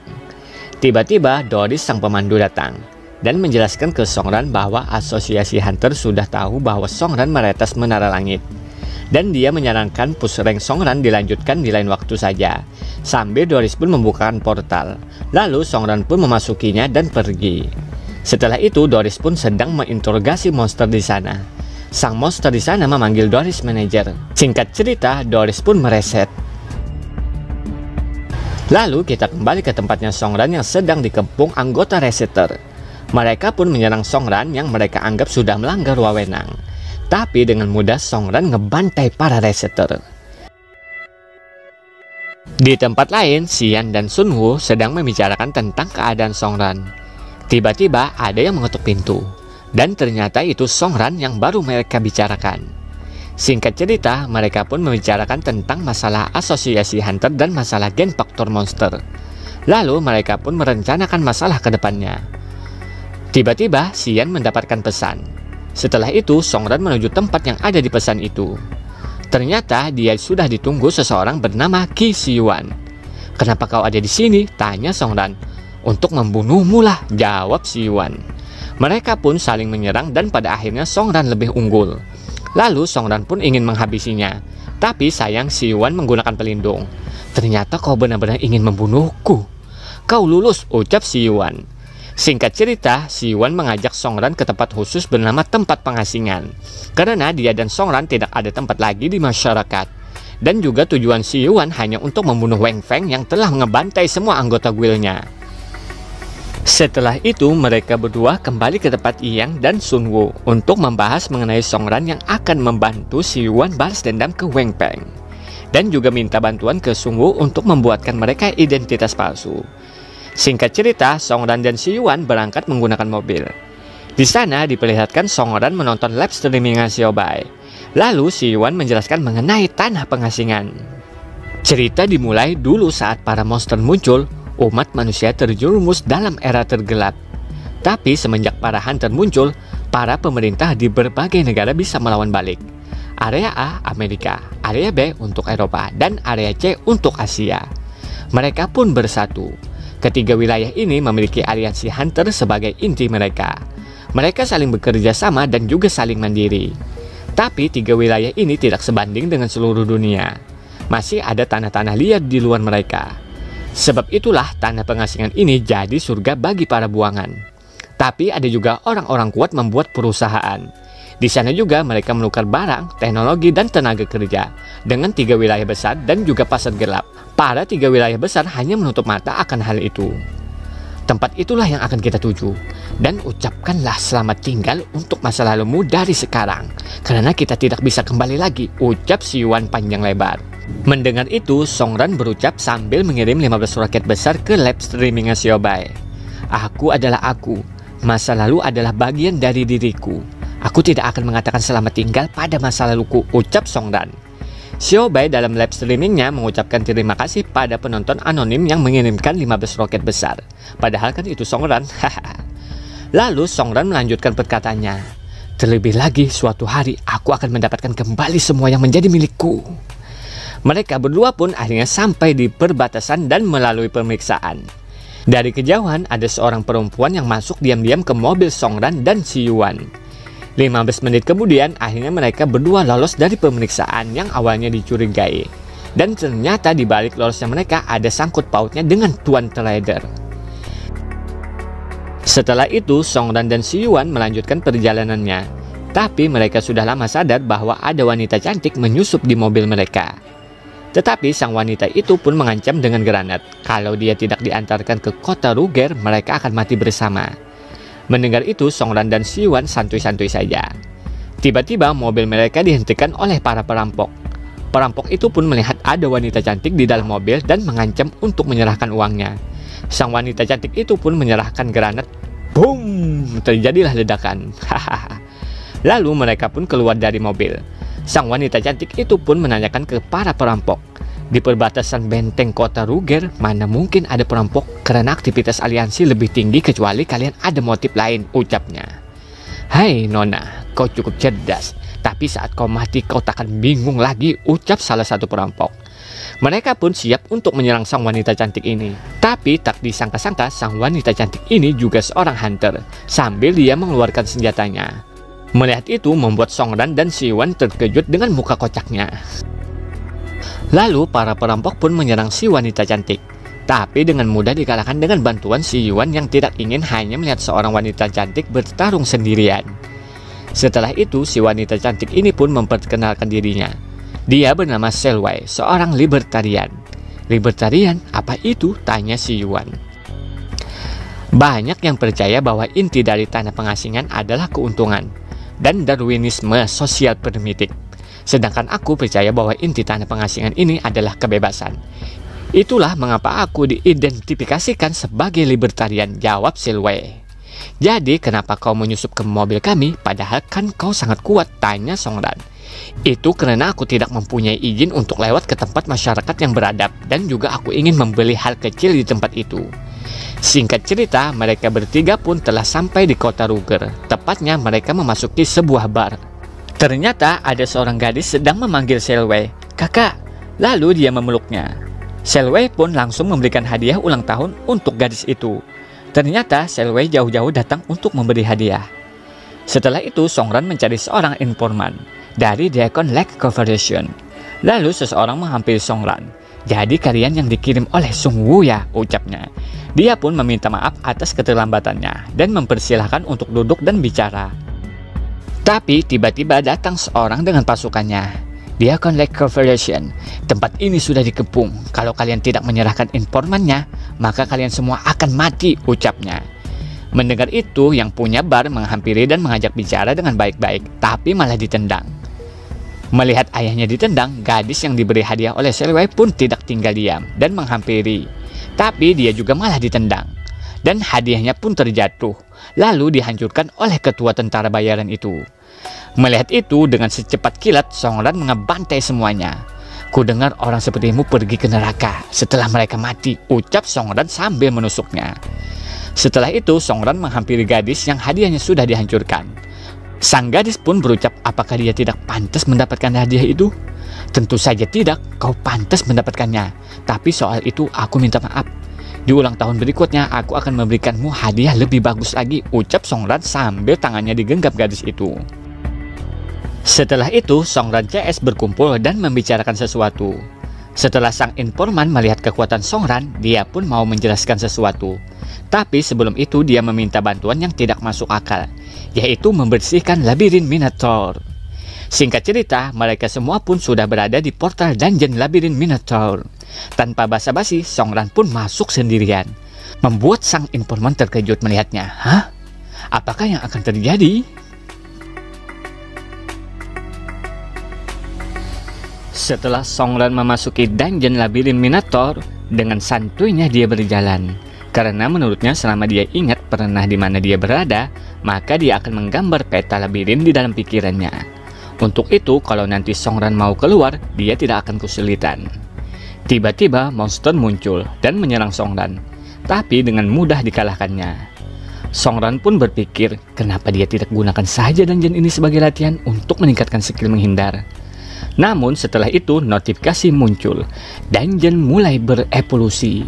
Songran pun mencoba meningkatkan skill menghindarnya dalam mode evolusi ini. Setelah itu notifikasi muncul lagi dan mendapatkan skill baru. Songran pun mencoba skill barunya. Dengan lincahnya dia menghindar. Namun tiba-tiba bos tersembunyi muncul yang membuat Songran terkejut. Karena bos itu adalah bos dari Menara Langit. Mereka berdua pun adu skill satu sama lain. Karena Songran sudah berkembang pesat, dia pun dengan mudah mengalahkannya. Walau sebelumnya bertaruh nyawa untuk mengalahkan bos Menara Langit itu. Lalu Songran pun berjalan menuju bos dungeon Minotaur. Sementara itu di Minotaur, Si Yuan dan Selway sudah berada di sana dengan yang lainnya. Mereka semua pun melawan bos Minotaur, namun sepertinya mereka semua kesulitan. Dalam keadaan seperti itu, seperti biasa sang MC kita datang menahan serangan bos Minotaur. Singkat cerita, karena pedang evolusi Songran sudah level up, dia pun dengan mudah mengalahkan bos Minotaur dan membuat orang-orang di sana terkejut melihatnya. Setelah itu, Songran mendapatkan drop yang bisa digunakan sebagai tiket masuk ke Menara Langit. Singkat cerita lagi, Songran CS pun dibawa ke markas utama DLC yang ada di bawah tanah. Dikatakan juga dulunya adalah lubang pembuangan. Mereka pun akhirnya bertemu dengan ketua DLC bernama Andre. Dia mengatakan bahwa dulunya dia juga sekelompok dengan Sun Wu dalam proyek Prometheus dan juga temannya Suke. Lalu si Yuan menanyakan kalau ketua Andre satu kelompok dengan Sun Wu, kenapa dia seperti bocah begini?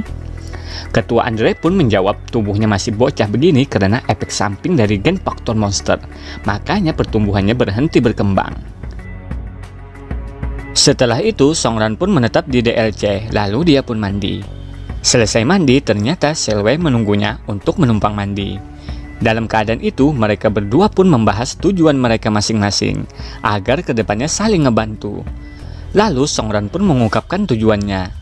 Karena dia sudah mendapatkan sumber kristal terbatas, tujuanku sudah pasti, membersihkan level yang lebih tinggi di Menara Langit, ucap Songran. Sementara itu, di tempat pos perbatasan ternyata ada Biro Keamanan Hunter, atau bisa kita sebut organisasi riset, sedang mengincar Songran dan si Yuan. Lalu kita kembali ke tempat Songran. Di sana, si Yuan dan informan mengetuk pintu kamar Songran. Alangkah terkejutnya mereka melihat Songran dan Selway bersama. Secepat inikah hubungan kalian? Apakah kalian percaya kalau dia hanya menumpang mandi di tempatku? Ucap Songran. Hehehe, tentu saja tidak, jawab mereka. Lalu topik pun kembali serius. Sang informan pun mengatakan ke Songran bahwa jejak organisasi riset di sini dan targetnya adalah Songran. Mendengar itu, Songran pun dengan muka sangarnya berucap, "Aku jauh-jauh datang ke sini untuk bersembunyi, tapi mereka masih saja mengejar. Seperti jiwa yang tertinggal, aku tidak bisa membiarkan mereka tidak datang kemari." Lalu Songran pun menanyakan kenapa kau bisa dapat informasi mengenai organisasi riset. Itu mudah didapatkan di pasar gelap, ucap sang informan. Setelah itu, Songran pun menemui ketua Andre dan meminta bantuan agar dia bisa ke tempat pasar gelap untuk mencari informasi mengenai ayahnya dan yang lainnya. Lalu Songran pun berpikir mengenai saat di tengah-tengah dungeon muncul sang bos dari Menara Langit. Dan dia ingin mengetahui karena hanya dia yang dapat diandalkan. Setelah itu, Ketua Andre menanyakan saat di dungeon labirin Minotaur, Songran dapat banyak kristal terbatas. Untuk apa itu? Lalu dijawab Songran, tentu saja untuk menantang Menara Langit. Sang Ketua Andre pun menawarkan untuk menukar kristal terbatas dengan kristal yang selevel yang juga bisa digunakan ke Menara Langit. Menurutnya kristal terbatas sangat berguna untuk penelitiannya. Singkat cerita, Songran CS berangkat menuju Pasar Gelap. Kemungkinan hanya Songran yang ke sana, karena mereka berjanji akan bertemu lagi dalam 3 jam. Sementara itu, Ketua He dari organisasi riset atau bisa kita sebut Biro Keamanan Hunter juga sedang bersenang-senang di sana. Tapi entah mengapa atau karena takdir, Songran lewat di hadapannya dan langsung menyerangnya. Mereka pun akhirnya akan bertarung. Namun tiba-tiba Tuan Trader datang menghentikan. Di tempat pasar gelapku, sabotase tidak diizinkan, ucapnya. Singkat cerita, mereka berdua dibawa ke tempat Tuan Trader dan mereka pun menyampaikan keluh kesahnya. Ketua He berucap tugasnya adalah untuk menemukan Songran, lalu membunuhnya. Sedangkan Songran ingin menjadi lebih kuat dan menemukan kebenaran yang sesungguhnya. Kalau mencari kebenaran yang sesungguhnya itu sulit. Aku tidak bisa membantumu, tapi kalau kau menjadi kuat, kau juga akan menemukan jawabannya beriringan. Aku sarankan kau naiklah ke Menara Langit, ucap Tuan Trader. Songran menanyakan lagi tentang kejadian bos tersembunyi Menara Langit muncul tiba-tiba di dungeon biasa. Tapi Tuan Trader menjawab tidak mengetahui tentang itu. Lalu Songran meminta bantuan ke Tuan Trader agar dia bisa menjual batu kristal di Pasar Gelap, tapi tanpa nama dirinya. Tuan Trader pun mengiyakannya. Singkat cerita, Songran pun pergi. Lalu Tuan Trader mengatakan sesuatu dengan Tuan He. Aku tahu tujuanmu bukan mengincar Songran. Itu hanya gertakan. Sebenarnya tujuanmu adalah menginvestigasi Mercury Cup, ya kan? Ucap Tuan Trader. Itu benar. Baiklah, gelar pedagangmu itu memang layak. Atau sebaiknya aku memanggilmu observer dunia yang kekuatannya melebihi eselon pertama, ucap Ketua He. Sementara itu, Songran mendengar orang-orang sedang membicarakan membuat kekacauan. Songran pun menanyakan, alangkah terkejutnya orang yang membuat kekacauan itu adalah Si Yuan. Sin pun berpindah ke tempat Tuan Trader. Anak buahnya sedang melaporkan tentang kemunculan bos tersembunyi yang tidak wajar, yang juga disebutkan Songran. Untungnya para hunter bisa mengatasinya, walau mengorbankan 2 hunter dan dapat melaporkannya ke kita. Dari penjelasan dan penampakannya, sekaligus skill bosnya, bos ini adalah bos monster penjaga Menara Langit level 50, penjara darah Asura.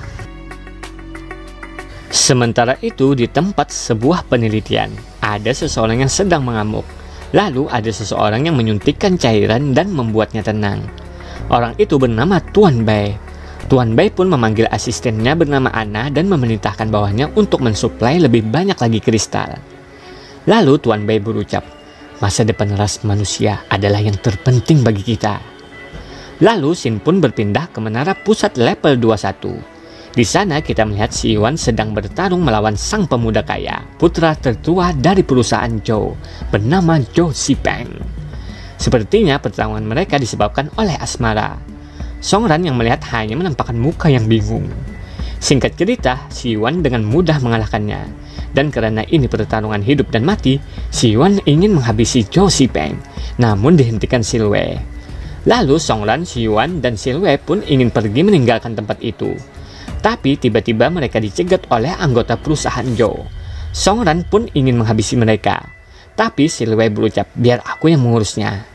Kalau kalian menyentuh Songran, tidak, kalau kau berani menyentuh teman-temanku, aku akan membuat kalian membayar tindakan kalian ini, ucap Silwei sambil mengeluarkan sebuah kartu hitam, entah kartu apa itu.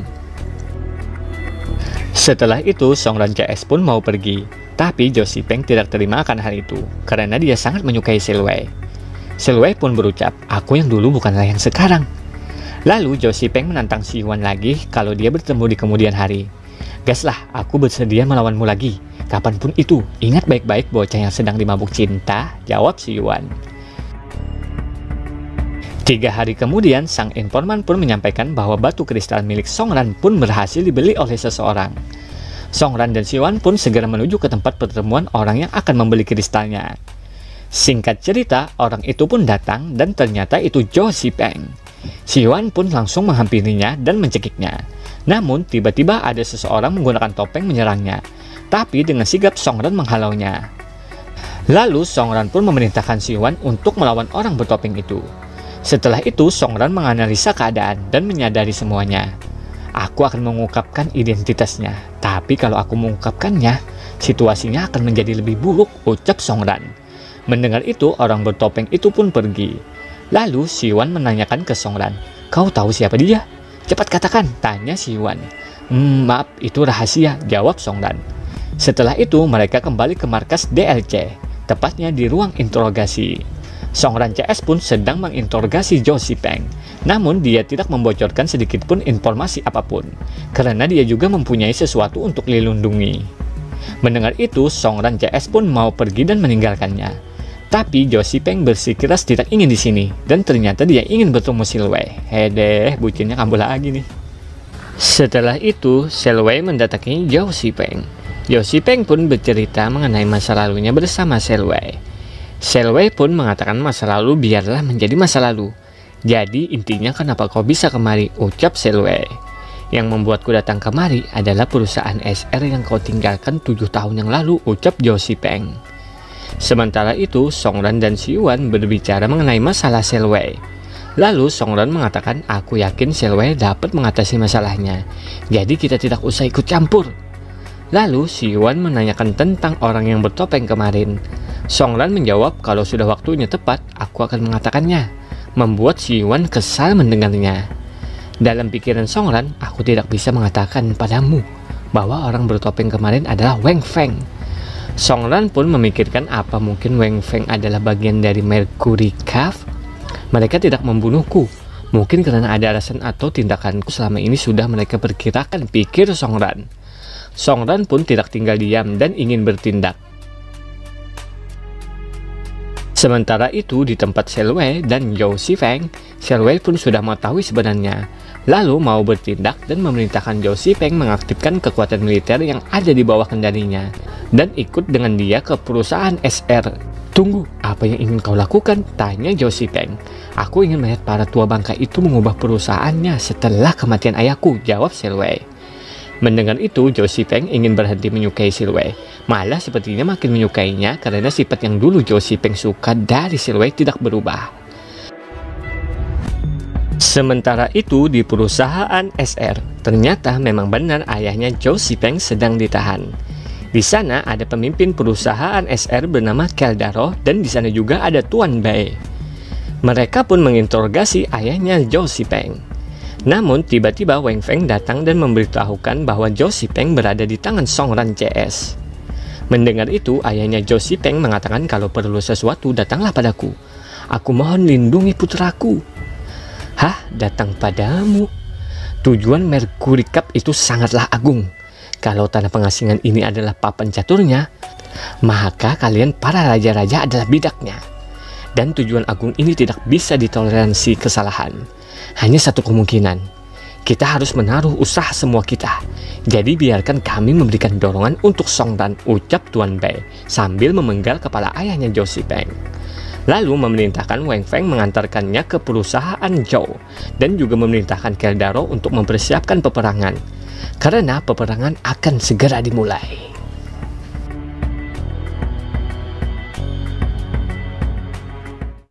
Keesokan harinya di tempat perusahaan DLC, sang ketua Andre menyatakan Silwei dan Zhou Xipeng melarikan diri. Namun itu masalah kecil, jadi jangan panik. Menurut ketua Andre, yang jadi permasalahannya adalah pembicaraan mereka kemarin yang akan membuat masalah di kemudian. Sementara itu di perusahaan Zhou Xipeng dan Silwei melihat ada kerumunan orang yang ternyata kepala ayahnya yang sudah dikirimkan oleh Wang Feng. Melihat itu, Zhou Xipeng menangis melihat ayahnya yang sudah tiada. Singkat cerita, Zhou Xipeng bangkit dan ingin membalas dendam karena darah harus dibalas darah dan siap menyerang perusahaan SR.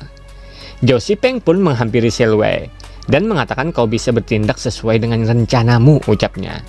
Singkat cerita, Silwei pun sudah berada di perusahaan SR lalu ingin bertemu dengan ketua Keldaro dan ingin mengakhiri semuanya karena dialah pemimpin perusahaan SR yang sebenarnya. Di sini pun diungkapkan kartu hitam yang selama ini dibawa Selway adalah kartu untuk mengaktifkan senjata-senjata yang ada di perusahaan SR. Peperangan pun tidak bisa dihindarkan. Lalu Shin pun berpindah ke tempat Songran CS. Ketua Andre pun mengirimkan sebuah data. Songran dan Si Yuan akhirnya mengetahui bahwa Selway adalah nona muda dari perusahaan SR yang kabur. Songran pun menanyakan kepada Ketua Andre, kalau peperangan akan meluas, dia akan berada di pihak mana? Lalu Ketua Andre menjawab, itu bukan soal aku ada di pihak mana. Saat ini api peperangan sudah menyala. Tidak ada yang bisa mundur tanpa terluka. Dan juga ini bukan soal tenaga, melainkan soal kekuatan. Singkat cerita, Songran sudah berada di tempat perusahaannya Tuan Trader. Dan banyak orang-orang di sana ingin masuk agar terhindar dari peperangan. Lalu ada seseorang yang pengen masuk, tapi harus melalui prosedur. Sayangnya dia ditolak. Setelah itu giliran Songran, dan ternyata dia berhasil. Apakah ini ulah Tuan Trader? Pikir Songran. Sedikit flashback, Songran, Si Yuan, dan Ketua Andre membahas sesuatu yang pada intinya Songran akan pergi ke Menara Langit, sedangkan Si Yuan akan ikut ke pertempuran saat ini dan mencari tahu tentang Wang Feng. Sedangkan Ketua Andre memberikan sebuah kristal yang bisa menuju ke Menara Langit. Tapi sesuai kesepakatan, Songran harus mencari tahu siapa orang yang dibalik perampokan SLC. Setelah itu, Songran pun berpikir, Mercury Cup, mereka setelah menyelamatkanku dan membuat perlindungan tanpa gangguan. Tapi setelah aku mengetahui mereka ada di tanah pengasingan, mereka langsung membuat kekacauan ini. Mereka khawatir aku akan mengetahui motif mereka. Jadi mereka menghancurkan lingkungan di mana aku bisa bertambah kuat. Dan sekarang karena tirai peperangan sudah dimulai, maka aku akan melakukan sesuai keinginan mereka. Dan menunggu kesempatan lalu membalikkan situasi, pikir Songran yang mulai memasuki Menara Langit. Sementara itu di ruangan penelitiannya Tuan Bai menanyakan keadaan peperangan yang ada di luar kepada Ana. Peperangan semakin meluas, ucap Ana. Lalu mereka membahas tentang penelitian yang intinya mereka akan meningkatkan ras manusia. Dan pada akhirnya era dunia baru akan terwujud. Lalu Shin pun kembali ke Songran yang sudah menaiki Menara Langit level 200. Dan akhirnya Songran pun bertemu dengan makhluk yang memberikannya pedang evolusi.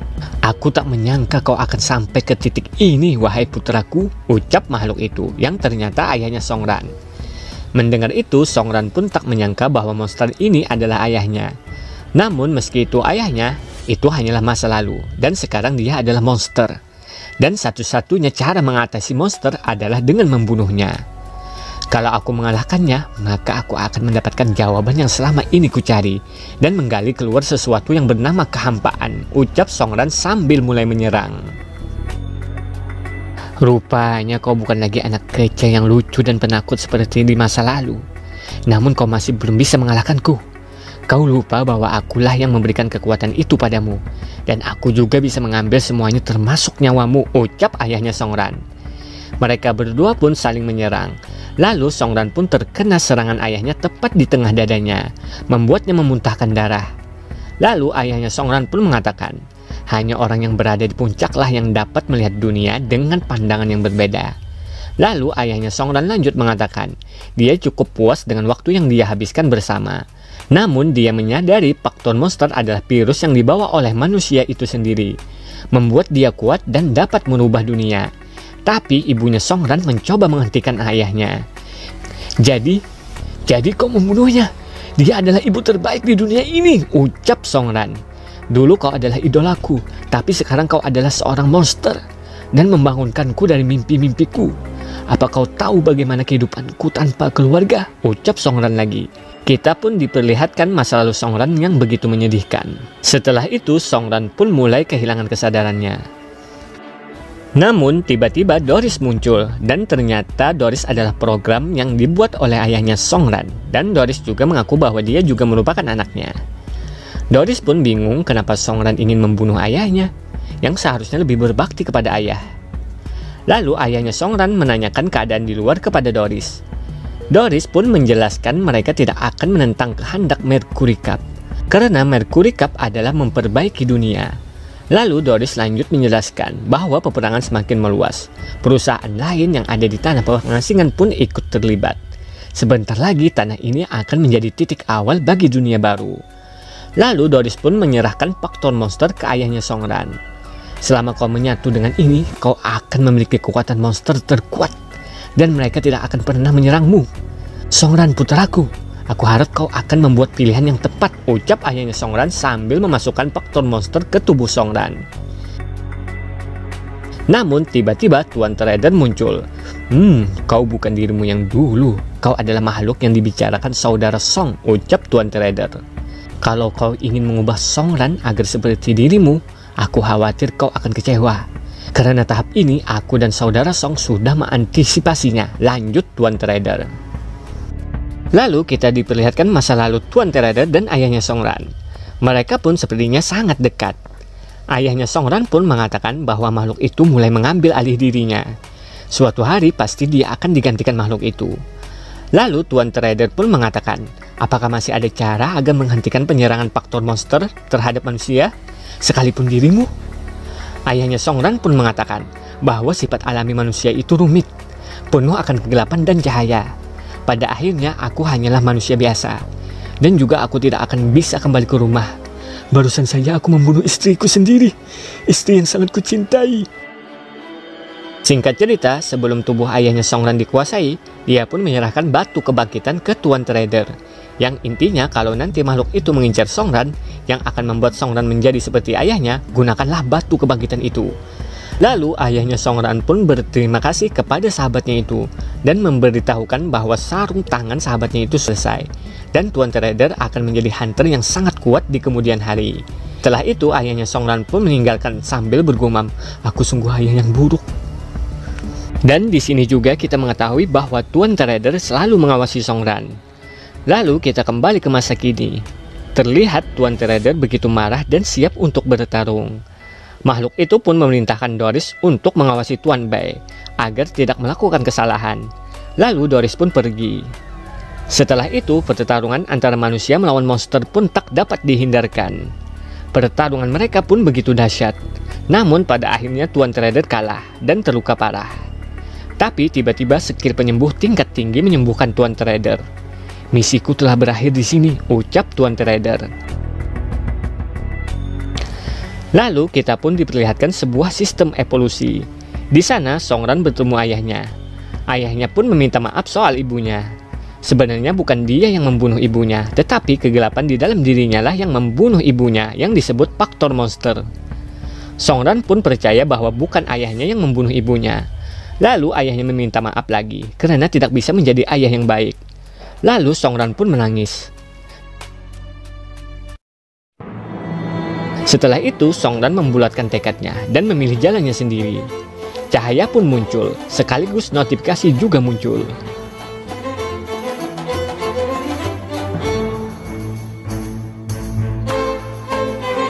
Sang MC kita pun bangkit dengan penampilan barunya. Rambutnya pun seperti Ultra Instinct Goku ataupun seperti Gear 5-nya Luffy. Si.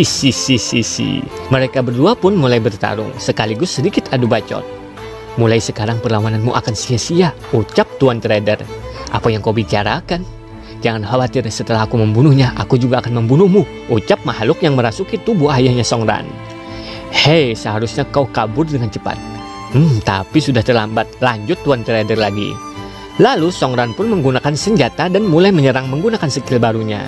Dan langsung melesat menyerang makhluk yang merebut tubuh ayahnya itu. Makhluk itu pun diserang habis-habisan oleh Songran. Dan pada akhirnya ras manusialah yang akan menang, ucap Songran. Makhluk itu pun kalah. Lalu Tuan Trader menanyakan kemana Songran akan pergi selanjutnya. Songran pun menjawab dia akan pergi ke sisi lain portal dan menjumpai musuh sendirian. Lalu mengalahkannya dan membenarkan keberadaan manusia di dunia ini. Lalu Songran pun berangkat. Monster-monster pun mulai bermunculan. Dunia ini berada dalam keadaan menyedihkan. Aku ingin tahu apa yang membuat semua ini terjadi. Aku masih memiliki harapan di dunia ini. Dan sekarang inilah permulaanku yang sesungguhnya, ucap Songran.